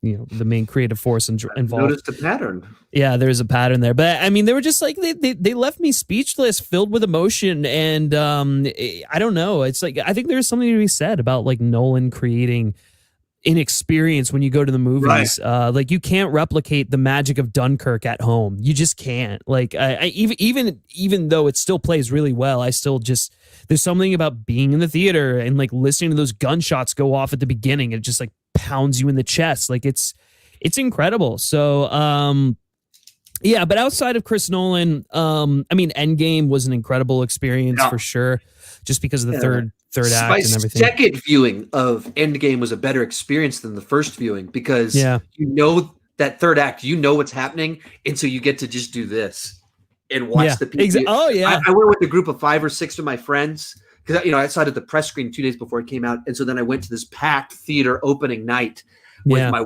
wife, a bunch of my friends, my buddy Andy, and he gets pumped, like he gets physically excited. I did like a trailer reaction with him once, and people were like, "Dude, this guy, why is this guy acting like that?" It's like, this is the way he is. Like, he's not putting on a show. Yeah. Like, sometimes people, like if I did that, I'm normally putting on a show if it's not a Batman trailer. He's just like, he's legitimately like that. So I'm watching him as he's like, "Oh, it's like Miller." And then my wife's crying when the portals start opening. And so that second one was even better. All right. Rebecca asks, Rebecca Nugget Brown, do you think you'll ever cover DC animated? I'll tell you right now, I have watched all of the movies in the DC animated original universe, whatever the continuity is from Flashpoint Paradox to Justice League Dark Apocalypse War. I've rewatched all those since May. I've written my notes. I'm ready to do it. It could have come out this week. Like I finished watching the Constantine movie last week, but because I did all the DC Fandome coverage, I had to push back my ranking of the IMDb top 15 as well as that video because I'm just swamped. So it'll probably come out in the middle of September. But it's already watched. I've written it. It's written. I just don't have like we went from nothing is happening to talk about, nothing is coming out to review. There's no news that's actually like prime content for my channel to I don't have enough days. Like I'm going to be I have got a video that's dropping today after we do this podcast. I think I'm doing 2 videos tomorrow. I think I'm doing 2 reviews on Friday. So I'm like, and I'm currently actually building a course on YouTube where I'm doing like 6-7 videos for that every single week. So this is like the busiest I've been in forever. Mm-hmm. But I that's coming. It's watched. Like I literally worked on it for months to get it done. And as soon as I was done, I was too busy to actually put it out. There's a super chat from Tom again. Thanks so much. What do you think the TBA panel was? To be announced panel was? I don't know. I guess there's a lot of things. We've heard rumors about stuff. We've reported on some rumors about Batman Beyond movie. Mm-hmm. There's a lot of things that are in the works that are behind the scenes that Griffin has sources about that I don't know about these things. But I don't really have a guess what it could have been. Yeah, I don't really know. I mean, if I had to venture a guess, maybe I'd say like Batman Beyond or like some sort of thing that ties into Keaton, but I honestly don't know. Yeah, I really don't. Forrest, will Battinson be in the next Justice League instead of Batfleck? I don't think that's at all where it's headed.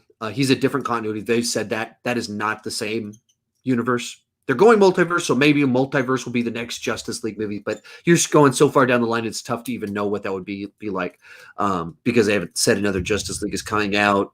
So, and they're not looking to do these big crossovers. They learned their lesson in the way they did that before. They're doing these standalone things. They're giving directors freedom, and it's going really well for them. So I imagine if Justice League, Snyder Cut, re-excites the audience for a Justice League movie or something could happen like because of that. But I think a Justice League movie would be quite a bit down the line. Any thoughts on that? No, I mean, I just don't think I see that happening. Yeah. Daniel Skinner, Nolan is not interested in the multiverse universe. Not at all. And with the super chat, thank you so much. Not at all. Like that is the opposite of what he was doing. Like his whole concept was, what if you had these very extraordinary characters in an ordinary world? That's the pitch. That is his concept. I've been doing these Nolan reviews, and I have so many clips of him saying that. Like that was his whole concept for all of them. And so the idea that suddenly portals are opening in the sky and Henry Cavill flies through and is like, hey, Christian Bale, would you like to? It's just, it compromises the entire integrity of what that trilogy was. And so I don't see it happening. All right. Aaron's plays. What do you think of Grant Gustin as Barry Allen? I really like him. I think he's great for the show. I think sometimes the writing for him isn't the best, but I mean, for what that show needed, I think he does a great job on there. He fits the show. Yeah. I liked him like the first couple seasons. I don't know if he's gotten better or worse as the show has gone on, but I thought he's done a pretty solid job of playing Barry Allen. When they write him as fun, as lighthearted Barry Allen, I think he's really good at that.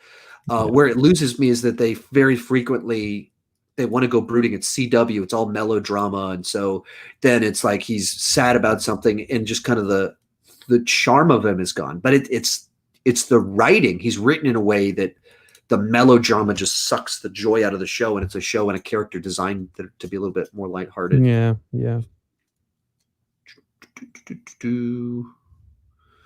Okay, seeing this one popping up a little bit. Minus touch on this one. Why do you think the Mandalorian trailer was delayed? According to Grace Randolph, there was some sort of technical problem. That's what she said on Twitter. I don't know if that's real or not. I believe it was only ever rumor mill anyway that it was coming. That was never like a confirmed thing. So there's any number of reasons that it just didn't work out for the date that we're supposed to get it. But you know, I'm excited for when it does drop, because like my channel's on a bit of a hot streak, and it looks like it'll be on a hot streak for the next week. And I would appreciate it if it kept going even longer. It's kind of fun to like, as a YouTuber that covers stuff, just as a professional, like, it's a lot easier to be successful when you're not trying to have to manufacture energy, which is what I'm trying to do for 4 months of like, okay, what am I going to talk about this week? What's something fun that I can do? And knowing whenever I would touch on the same, like the certain hot topics for me, if I did a Marvel video, but when you're just kind of mining the same ground, there'd always be certain comments like, dude, why do you keep covering this? Because no movies are coming out. So now it's kind of fun that, you know, there's actual stuff. Yeah, no, for sure. I don't actually know why the Mandalorian trailer got delayed, but I don't know. I'm sure we'll see it soon if it's coming out in October.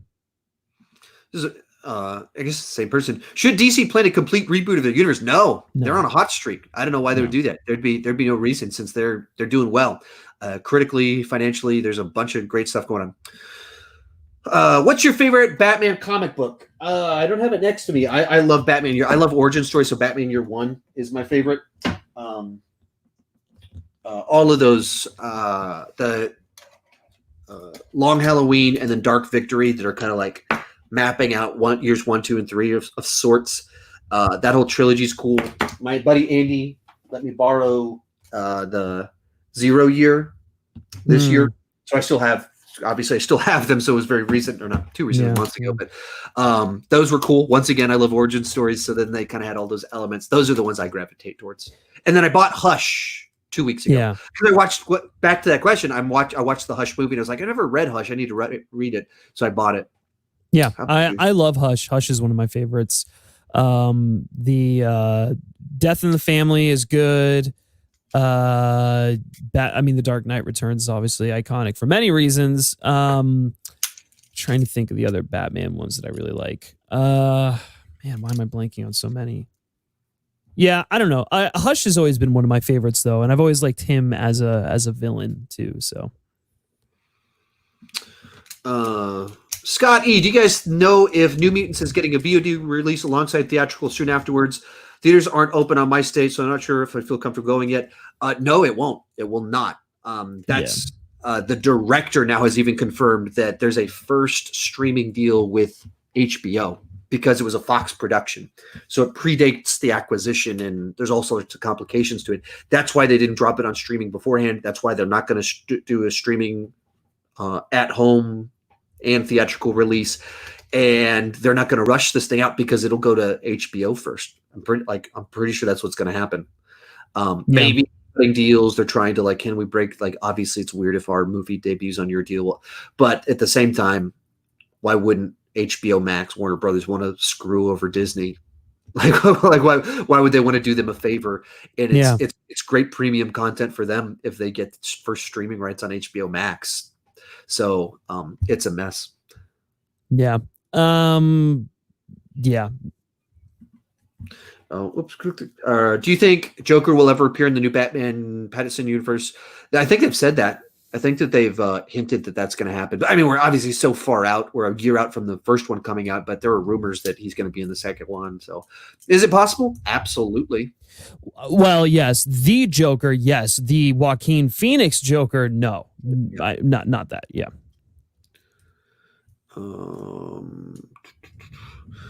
What are your predictions on what's going on with Henry Cavill as Superman? That's a great mystery of all time. What on earth is going on? Because it seems like pretty clear he wants to play the role. Seems like he's for sure. He at heart seems like a total nerd. He loves doing this stuff. He builds computers in his free time. He's like, oh, I can play The Witcher on Netflix. Oh, cool. Oh, I can play Sherlock Holmes in Enola Holmes. He seems all in for this kind of stuff. And even when it was like a year ago reported he was out, he went on Instagram and he pulled out his Superman toy and he did this joke of it rising up or something like that. And so he was even having fun with it then. So I think he wants to do it, but they're the ones dragging their feet or whatever's going on with them. And it's bizarre because he was actor that was getting roles when Man of Steel came out, but he's an icon now. Everybody knows who Henry Cavill is. And so it's weird that they're not taking one of their prime characters and doing something with it. What was there's always those hopes that they were going to announce it, like that their surprise announcement at DC Fandome was going to be, hey, by the way, 2023 film director is doing Man of Tomorrow or something like that. And everyone lose their minds. Henry Cavill, he walks out. Everyone was, there's hope that would happen, but that didn't. So I have no clue what they're doing. Yeah, I really don't know. I mean, I guess he's still attached to the role, but I don't. They just have no idea what to do with Superman, and I have no idea why. It's just kind of getting old at this point. Yeah, and I think that there's potentially the scenario of Whedon's Justice League left the character in one place. I wonder if this one leaves him in a different place. And so you can't say anything until after that. Scott Sullivan, hey Scott, they would have to completely restart with Superman regardless if they keep Henry Cavill or not. They went way too dark with the character. And I wonder if that is part of the problem, is that Snyder's dark take on the character isn't necessarily the best groundwork for a different director to take over. Because it's you either radically change the character, or it just doesn't feel like an obvious continuation of Snyder's version, which is a very Snyder version of the character, and I can see that. I wonder if that is a little bit of the problem of trying to figure out how to continue it off of what Snyder did without having Snyder do it. Yeah, for sure. Super chat came in from Logan the Great. Thank you so much. I know this is off topic. Yeah, there's no topic today. We're in the free zone of the Q&A. We'll close that actually in a few minutes. I guess we're closing in on that 2-hour mark. So I don't know if it's off topic. Would you like to see a biopic for Michael Jackson or one for Tupac Shakur? It is really tough to do a Michael Jackson biopic. They already did a Tupac one, if I'm not mistaken. I think it like last year. What? It was like or something. Open Wise Up, something like that. All Eyes on Me. Yeah, All Eyes on Me. Yeah. So I mean, there was one for him last year. I think it didn't get as much buzz as say Straight Outta Compton. So maybe there's room for another one that's a little bit more prestige or sorts. And I think his story and his value set and things, I think, lend themselves to a movie that's pleasant. Michael Jackson's story, probably heavily abused by his father as a child, forced into being a child performer, became the greatest child performer of all time, became the greatest pop star of all time because his father forced him into it. That seemed to cause him to be stuck in his childhood. And then obviously 30 years of allegations continuing 10 years after his death. There's no way you can't Bohemian Rhapsody Michael Jackson's story. If you don't touch on the allegations and the abuse, then you're not being honest. If you don't touch on the fact that he was a freaking weirdo. And that's, I don't know how you don't turn out a weirdo. I don't even say that to be mean, but he was just for sure. He was like buying the Elephant Man's bones, they talk about Peter Pan complex. It couldn't be any more overt than building out a place called Neverland where you have children come to your amusement park at your house. So it's a movie that when you make a movie like that, we want to celebrate normally this singer that wrote these incredible songs and popularized moonwalking and stuff like that. But his actual life story is not it's very tragic. It's unbelievably tragic. And potentially predatory. So it's not even, can't even, he was a victim, and there's a lot of reason to believe that he was a predator as well in the mix. So it's just, that's a tough movie to make. Yeah. I don't really know how you do it. It's very, very challenging. I'm sure one of these days it'll happen, but it can't, as Sean was saying, it can't be sanitized at all. So if you Bohemian Rhapsodied his story, That's just gross. It's just the idea of it is like, okay, no, they radically changed the story of Queen and their rise to fame, but it was fun and it touched like, okay, it was true enough, but like you can't do that to that type of story at all. Yeah. Let me try and grab a couple more questions in here. All right, here's an interesting one. I don't really have an answer to. Vishnu, is the Snyder Cut going to be the new Justice League, like wiping out 2017 and taking its place? I don't know. Yeah. I think it probably depends on reception. I mean, I honestly, I don't know. I think the way everyone's looking at it, it doesn't matter what the 2017 one is. This is probably going to be the definitive version for most everyone. So, because that 2017 film was just such a massive misfire on, basically every front. So, yeah, I would say most likely this is probably going to be the case. HN, for the next 2 to 3 years of movies, which universe has the most hype of movies coming out, MC or DCEU? I think it's DC. I wouldn't call it DCEU. DC films. DC. Yeah. Because the Batman is not DCEU, but I think DC is winning the next 2 years. And to put that in context, though, Marvel is intentionally experimenting. They're not leaning into the safest bets or anything like that. The Eternals, Shang-Chi, a prequel about Black Widow. These aren't necessarily the A-list projects, whereas you're getting the Batman and the Justice League. That's this weird project from years ago that's coming back.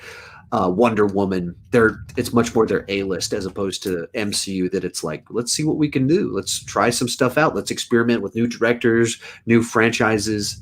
And so when you do that, sometimes it's good, sometimes it's bad. Yeah. But I think easily. I even got into a little bit of a discussion with a guy over it. He's like, no. MCU has all sorts of goodwill, and DC, they burned through goodwill because of Suicide Squad. Like, okay. I mean, you're talking about 4 years ago, they put out some bad movies. They're on a strong streak right now. They've brought in a bunch of solid directors, and they've lined up great directors with great A-list projects. MCU is experimenting. That's fine to say. Like, it's not a knock on the MCU. It's a good thing that they're not just playing it safe. Disney, known for playing it safe, doing the Eternals, Shang-Chi. That's interesting. That's a good thing. But if you're just looking at it based off general excitement and things like that, the way you get excited about it is you kind of have an idea of what to anticipate or what it's going to be. I can't do that with a Shang-Chi directed by the guy that directed The Glass Castle. Like, I don't know what that's going to be. Yeah, right. Yeah, I'm pumped for it because that director is very, after Just Mercy and that one, moving up my list of directors that I'm very interested in. And I like martial arts films. Looks like we'll have some martial arts in it. I love the MCU, but I have no idea what this movie's going to be. Yeah. Okay. Let's see if we get one or two more to close this deal out.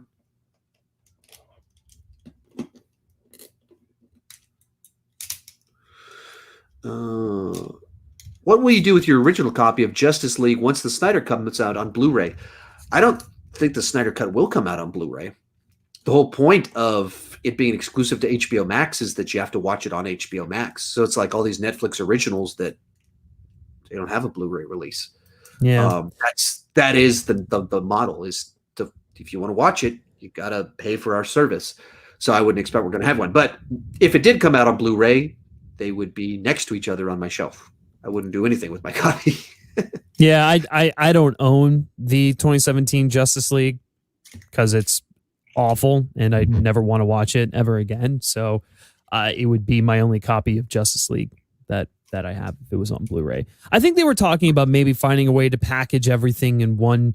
He said something like that. Yeah, so I don't know. Maybe there is a chance for physical media, but I mean, physical media is largely dying right now. So I don't know if that'll really happen.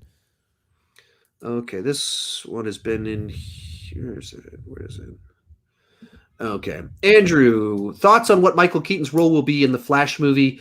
I mean, we've talked about on this podcast multiple times over the last several months, and Griffin had sources giving him exclusive information that we've reported on and put stuff out there. I mean, he's Bruce Wayne. He's older. He's Batman 89. Yeah. And so then Barry messes up the space-time continuum, and he sees a very different Batman from the one that he knows. So I would guess it's a pretty significant role in the film. Yeah, I mean, they're basically what I've heard is that he's going to have a significant role, a supporting role, though nonetheless, it's not going to be like he's not going to have as big of a role as Batfleck is going to have. Basically, I originally said it was going to be like an extended cameo. I guess we can say it'll just be a small role. I feel like that's a little, too short, but yeah, I mean, basically it'll just be in there to, plant the seeds for a Batman Beyond film is what I've been told. But I mean, obviously it will tie into the story at hand as well and help with Barry's journey. So, yeah, I mean, more details I'm sure will come out sooner or later, but that's what I have right now. And we'll close out on this question. Javier, this Sunday I can watch either Tenet or The New Mutants. I love Marvel and Nolan. What should I do? Tenet.